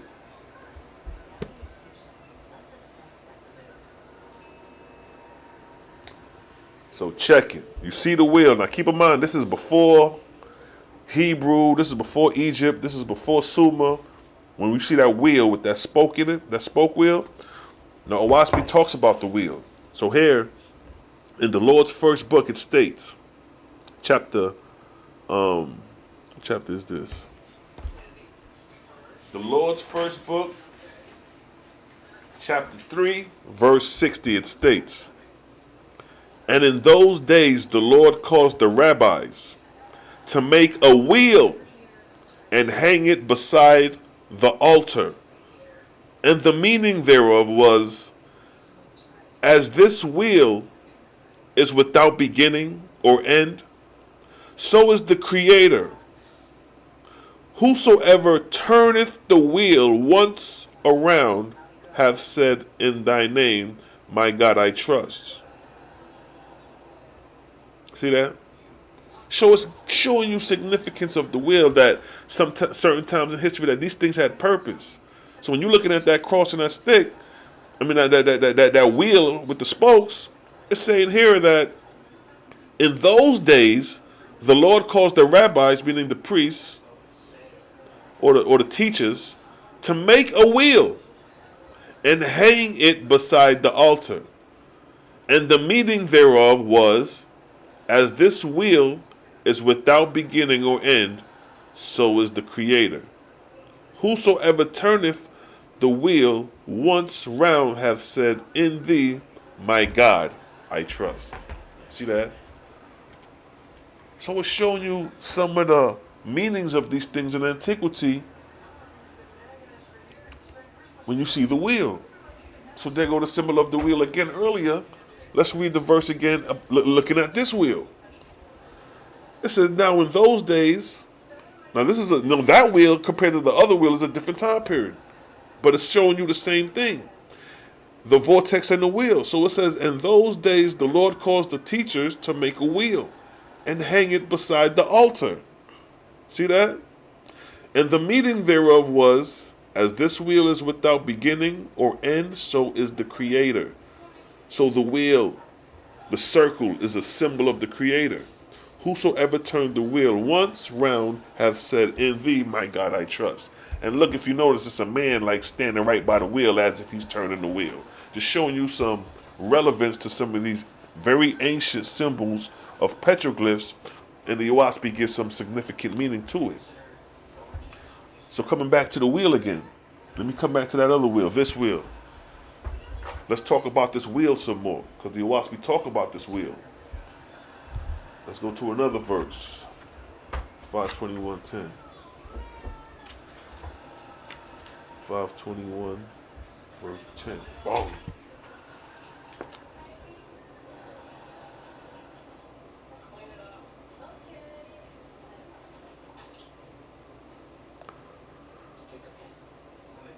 Alright, so let's see here. Matter of fact, now let me get this one.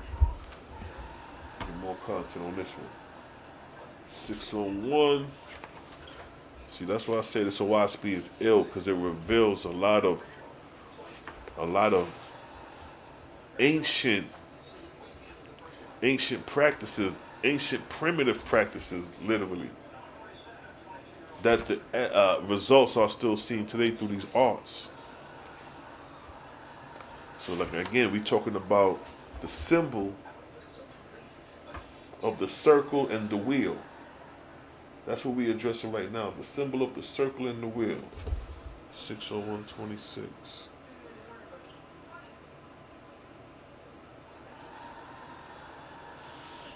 Alright, let me go to the story of Zarathustra. So we see the symbol of the wheel here. Alright, now another part, 193.3.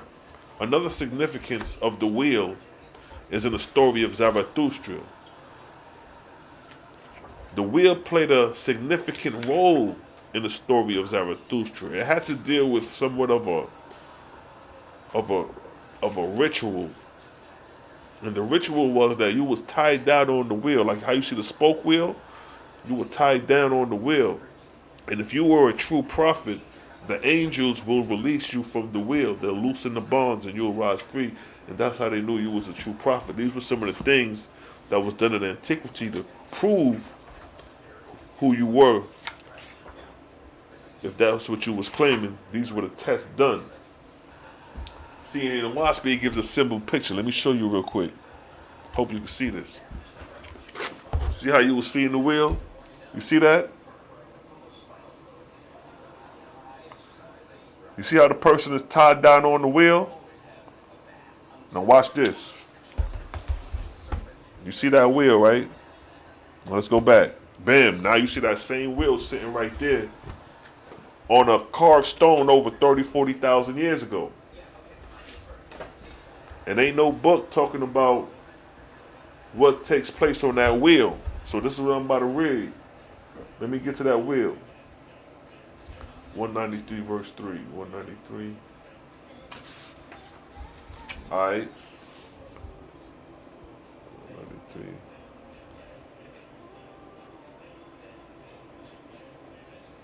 193. Verse 3. Let me get to it now. We're going to read that verse where it goes in more about the wheel. Alright, on this verse particularly it says, verse 3, and Ahu Mazda said, long ago I told thee to go and live with the Ions. Zarathustra said, I understand. I learned the wheel of Ormaz from the Ions, or the Pygmies. Thus said Ahu Mazda, make thou a wheel of Ormazd. Zarathustra made a wheel and hung it, and slanting, facing the sun at high noon. Then Ahu Mazda explained to the people, saying, this is a symbol of the name of the Creator, Ormazd, the All-Light, Master. Put it in the place between the horns of the crescent, for it is sacred. It is the sign of the altar, and it is called the altar. Let the faithers go with me, and I will explain it. See that? So it's showing you the essence and the meaning of the wheel. Now check this out. It goes deeper. They carried it to the meeting place and faced it in the same direction, meaning the wheel. And when the people stood in a circle around it, Ahu Mazda said, the name of this place shall be called Har-El, and the name of the wheel shall be called Altar. See, the wheel is called Altar. Behold then, ye have already sworn an oath under the thigh in the custom of your forefathers. But ye shall now renew your oath on the altar, the wheel of Ormazd, and its holy book. Verse 6. Ahu Mazda, which Ahu Mazda, by the way, is just the Persian word of God. So God then administered the oath unto many, wherein they covenanted to turn from evil and strive to do good. And each and every one turned the wheel once around, as a witness before the Father. When they had all covenanted, God said, ye shall make many wheels, and carry them along the roadways. And wherever one road cross another, ye shall fix an altar, a wheel. And ye shall dedicate the wheel to the Creator. So what do you see right there on the screen? During the time of the Petroglyphs, 30, 40,000 years ago, you see the wheel. And what is the wheel? The symbol of the Creator, as described in the OAHSPE. See, your Bible ain't telling you this. See the wheel again? See the wheel again? See that? What's the wheel?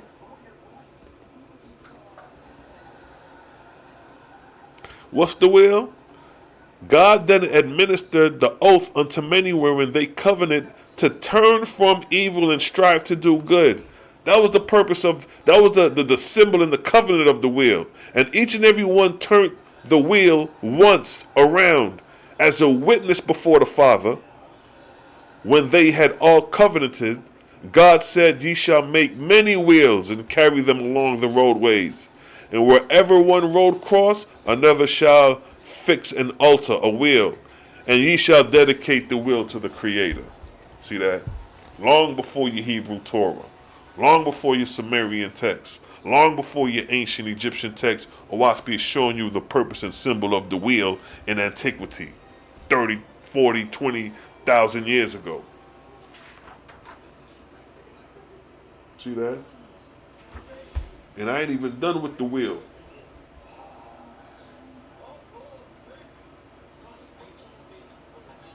I ain't even done with the will yet. Check this out. There's more to the will. 225, what's that? 225:10, what's that? Let's read that. It's another verse where it touches on the will for OAHSPE. So check this verse. Dealing with the will. As you see the will. Let's come back to the other will. Boom. Check it. Now, it states here. The book of Fragapati, son of Jehovah, chapter 36, verse 10, it states, throughout Japheth, or Asia, China, thou shalt inspire mortals to hang the wheel of the altar in country places. See that? The OAHSPE showing you all over the world how these people are dealing with this wheel as a symbol of the Creator, for those who are in tune with the Creator at these times. So verse 10 says, throughout Japheth, thou shalt inspire mortals to hang the wheel of the altar in country places, by the roadsides. And when mortal pass the places, they shall turn the wheel in remembrance of the Creator. See that? That's what the wheel's for. To turn it in remembrance of the Creator as a token of respect. For which reason thou shalt station at each and every one of these wheels angel sentinels, who shall have messengers to thy throne.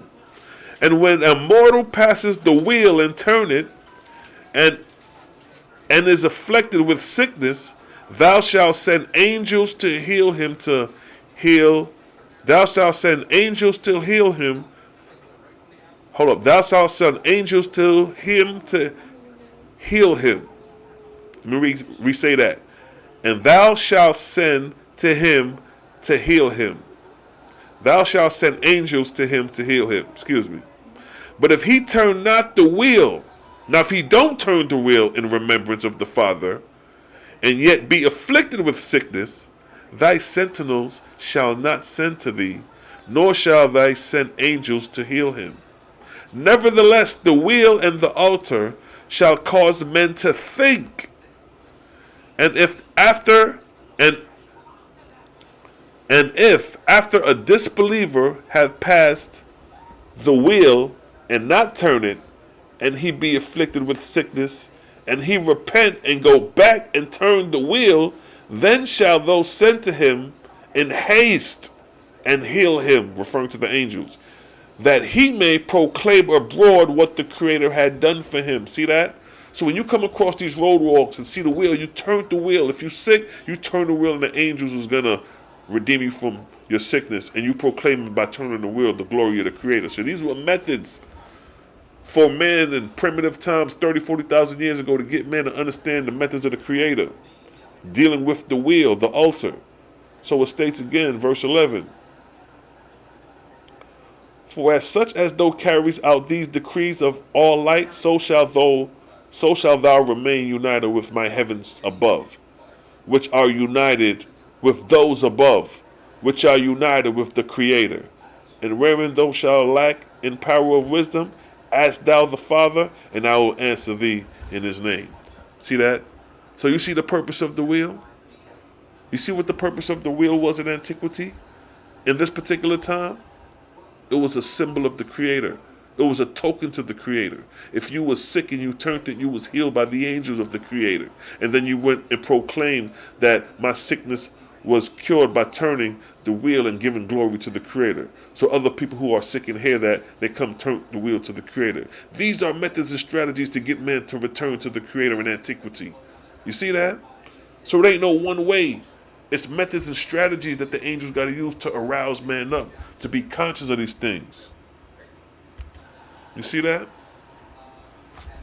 These were the earliest systems and communications of man during the time of antiquity. The origins of language, the origins of communication, the origins of comprehending. Like I started earlier, man came out on the world, Google Gaga. You know what I mean? Now man is comprehending things. We got technology. It's developing. And we got to develop in the same manner spiritually with the knowledge of the Creator and the knowledge of God and who is God and who is Lord. You're still holding on to these books 6,000, 2,000 years ago, 4,000 years ago. That's does not have the answer to what we need today. And then here's the OAHSPE, a book that is given to us today to actually crack the code of some of these concepts that we've been struggling with for thousands of years. You dig? Is I like my spliff because it's a vibe, you know what I mean? Shalom family, I see you. Yes, exactly. The real was used to treat righteousness. Just what I read. Just what I read.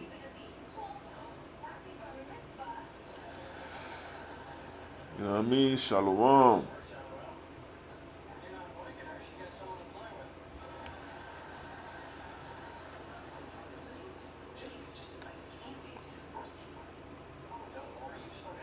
So the so-called lingua francs of that day was from Canaanite language during the age cycle. That is the oldest script we can find amongst ancient languages. Yeah, the oldest scripts we can find amongst ancient languages, modern times, is the so-called cuneiform, the hieroglyphs, and Hebrew, the so-called Hebrew language. The Hebrew language is probably the most easiest understood out of those languages. The cuneiform, they saying they ain't deciphering it. You know, the cuneiform, if you look up the Ebla tablets, these are tablets that they say they got 5 biblical names, city of Sodom and Gomorrah. They say they got Abraham name and some of the patriarch names in the Ebla tablets. And it would make more sense to find the evidence of biblical evidence as far as the so-called Abrahamic age or time of Abraham. Those answers would be in cuneiform. You're not going to find it in ancient Egypt. You're not going to find it in the Hebrew. Look and study the cuneiform, because that's the origin of Abraham's birthplace. His native country was Ur of Chaldea. So why would you? So if your birthplace is America and you speak English, why would you go to Spain and study the Spanish language looking for your origins when it's in English? So you're spending all your time studying the Spanish language, trying to find an Englishman in the Spanish language. No, you go to where he's from. He's from Ur of Chaldea. So if he's from Ur of Chaldea, study the the cuneiform text, because you may find them there. And according to people who had discovered the Ebla tablets, because I did videos on this years ago about the Ebla tablets, they discovered, according to them, the name of Abraham, the 5 cities of Sodom and Gomorrah. You know what I mean? It's even some websites where they show the name Abraham in the glyphs. You know what I mean? But I'm not too strong on that, but I'm just showing you that that information is out there. Whether if it's true or false, whatever the case may be, that's what it is. But for me, which would make more sense is to find the evidence of Abraham in the Canaan more than you would find him in the Egyptian or more in the Hebrew.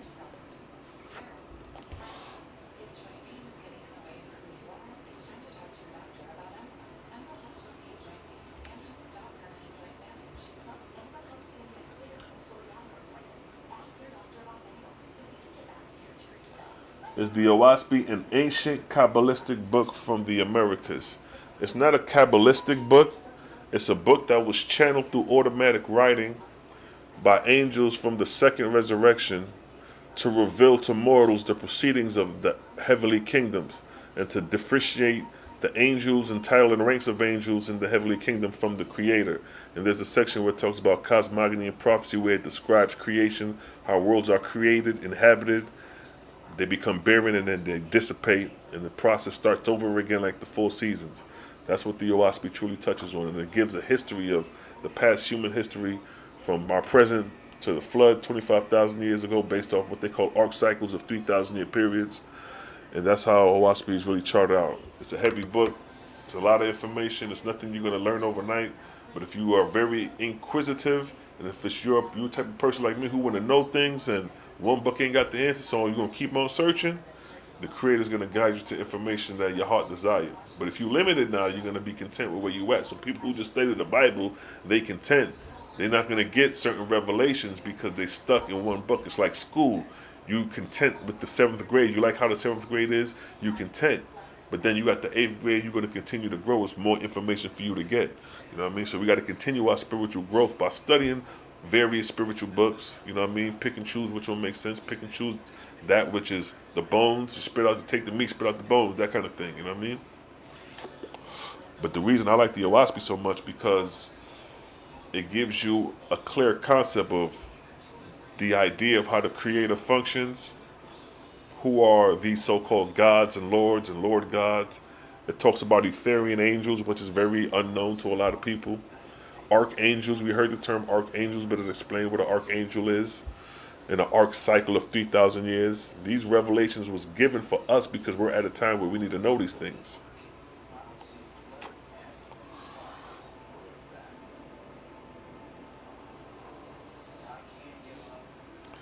Go to Amazon, type in the word OAHSPE Bible, OAHSPE Bible, and it'll come up. It's a blue, it's going to be a book, like, it's going to come up like this, looking like that. When you see that, it's only $25. Look at this big ass book. $25 to $30 for this book. I done ran through several OAHSPEs, paid several prices for them, but this is the cheapest one, and it's a pretty thick book, and the wordings and the letterings are bigger. Because the older books, the letterings are smaller, like this one right here. Like this OAHSPE right here, the letterings are pretty small, so you gotta, you know, for those who ain't got great eyesight, you know what I mean? But this is the dust blue jacket. The shit done ripped off because I done ran through this book. I done ran through several of them.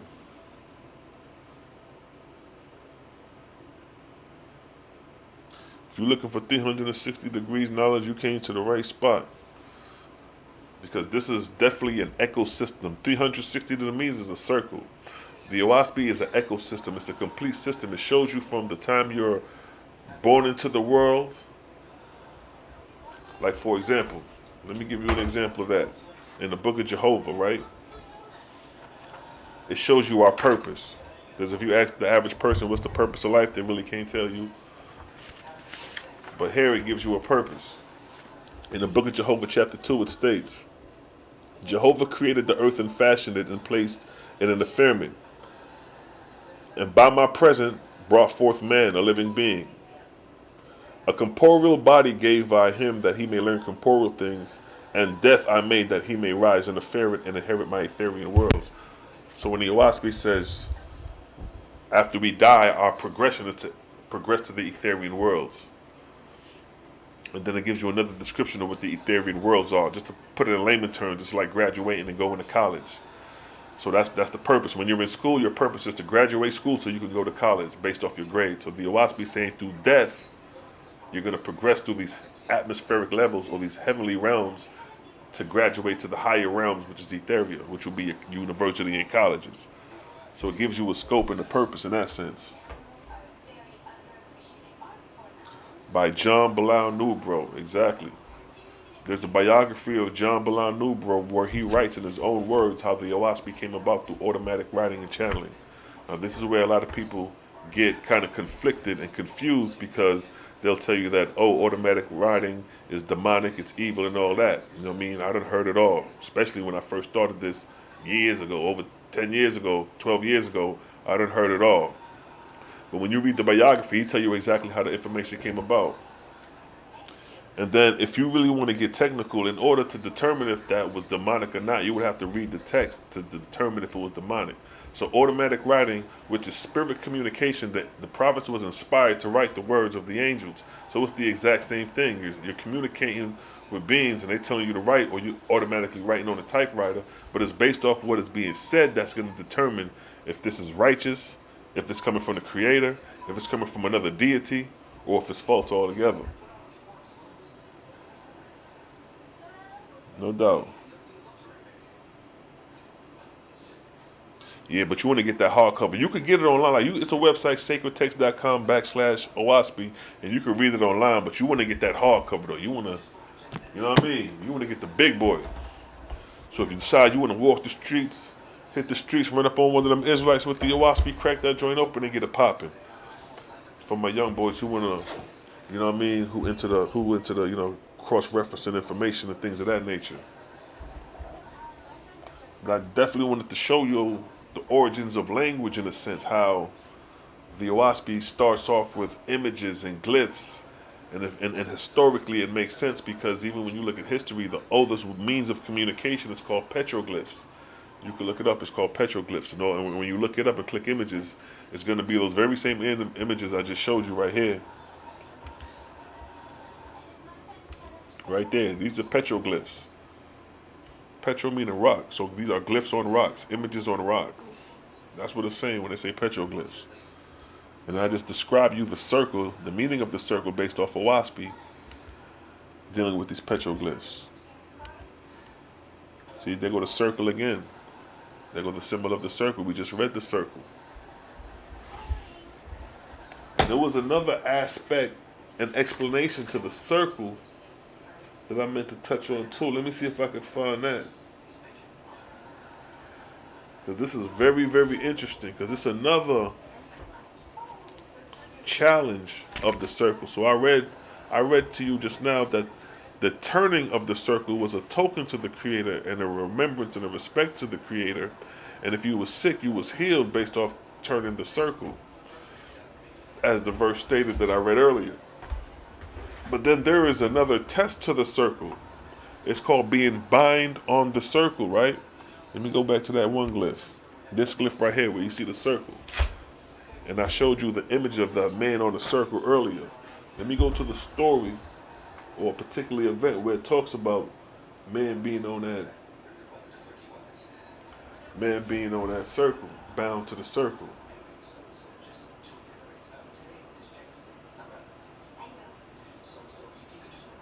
Alright, let's see where we at with it. Hold up. We gonna get this right here, because this is an illy one. 194.8. Let's see where we at with it. What's 194.8?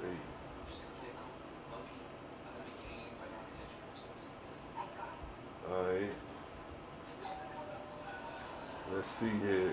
This is very interesting when we talk about the wheel of homage, the wheel of the Creator, the altar. Alright, here you go right here. Bam, found it. So check this out, right? Check this out, right? Should I start from here over here, though? Let me see.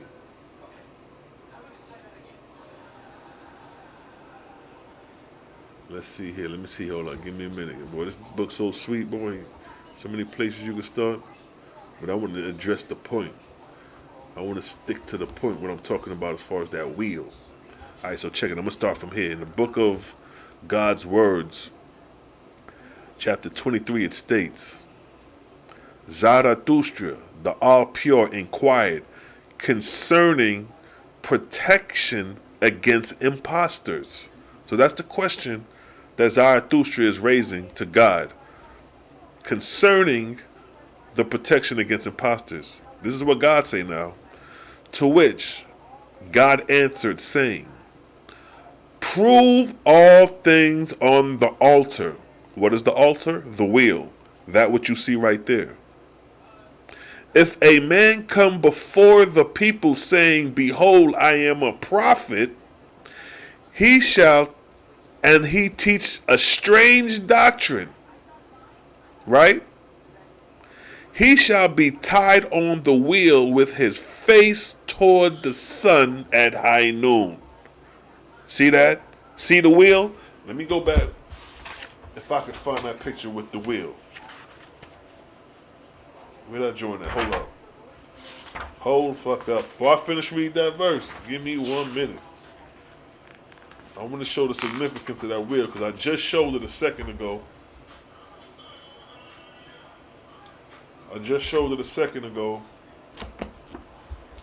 From the book. I just want to show it one more time.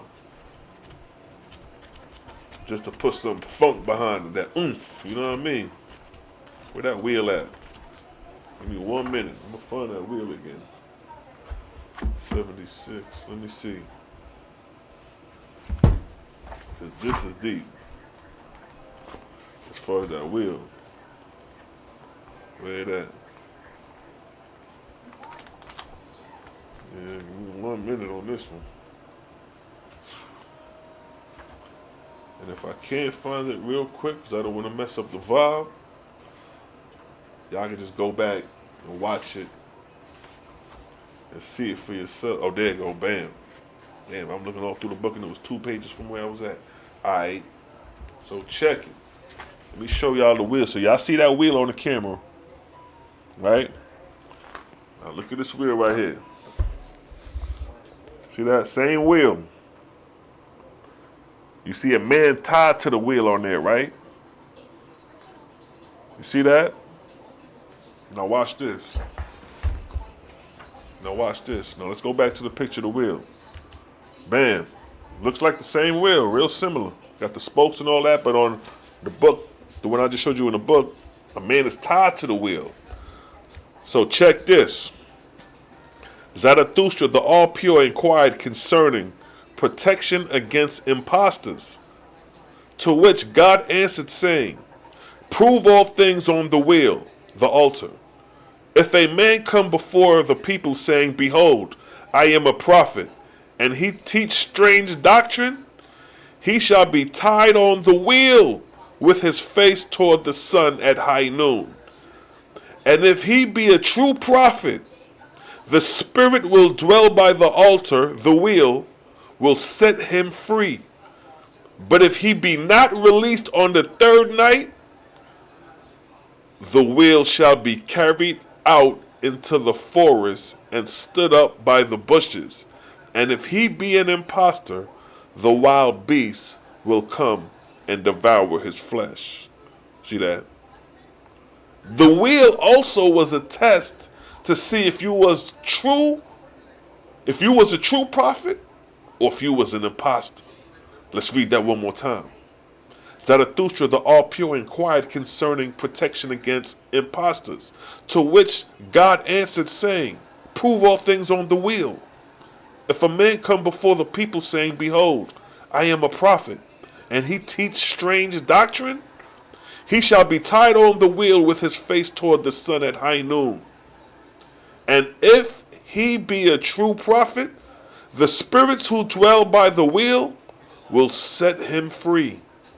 But if he be not released on the third night, the wheel will be carried out into the forest and stood up by the bushes. And if he be an impostor, the wild beasts shall come and devour his flesh. See that? See the significance of the wheel? And this is during the time of Zarathustra. The time of Zarathustra is roughly 10,000, 12,000 years ago. Or 9,000 years ago. Now, verse 2, check this. Zarathustra inquired concerning the wheel afterward. So if you wound up being an imposter and we throw you off in the woods and you get devoured, then what?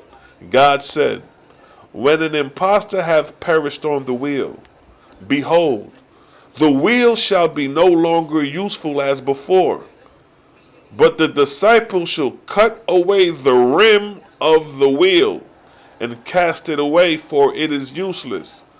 But the crossbar, see the crossbar, of the center of the wheel shall be retained. For it was on, check here, for it was on the bars that he was bound, and the cross of the bars is the sacred, and it shall be hung in the place of worship, for it is a true cross. So, the cross, the circle with the cross or the spokes within was a test if you were a true prophet or not. So you had one significance of the circle where you spend it once in remembrance of the Creator, and if you were sick and spend it, you will get automatically healed by the angels standing by the altar, the wheel, and you would go proclaim how you was healed, and then other people will come, and that's how you get people to believe and follow the ways of the Creator. That was a tactic, a strategy, using wisdom. But then here, thousands of years later, during the time of Zarathustra, the wheel was used as a test to see if you were a true prophet or not. So if you were a true prophet, like in the Bible, it says, if you're a prophet and things come to pass, you're of me. But if you prophesize and things do not come to pass, you're not of me. That's in the Bible. You know what I mean? So you can relate to that when it states here that, how do we go and tell if we got a true prophet compared to an impostor, a true prophet compared to an impostor? God said, "I tie him on the wheel at high noon, at high noon in the sun during that time, midday. And if the angels release him, he's a true prophet. But if not, Thor was ass in the woods, and the angels, the beast, gonna devour him. So these were some of the customs and culture using the wheel in antiquity at times, and we see the images of the wheel in antiquity. Thousands, hundreds, not hundreds, but 20, 30,000 years ago from these times, we see these petroglyphs showing these things. You see that? Yeah. The symbols of the Creator, right here. Right there, boom, the circle again.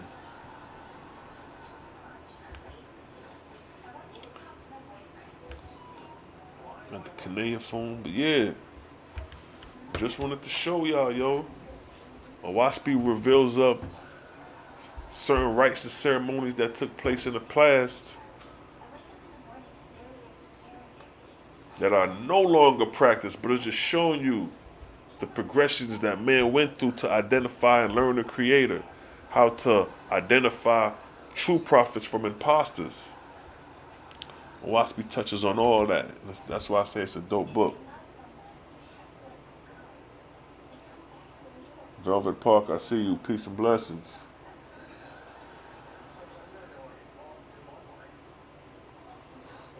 No doubt, no doubt. You know it's a vibe, yo. You know what? Let's vibe out for a second. You know how we do. Selah, Shalom. It's always a vibe.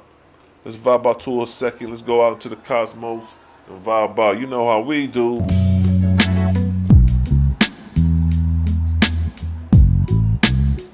It's a vibes.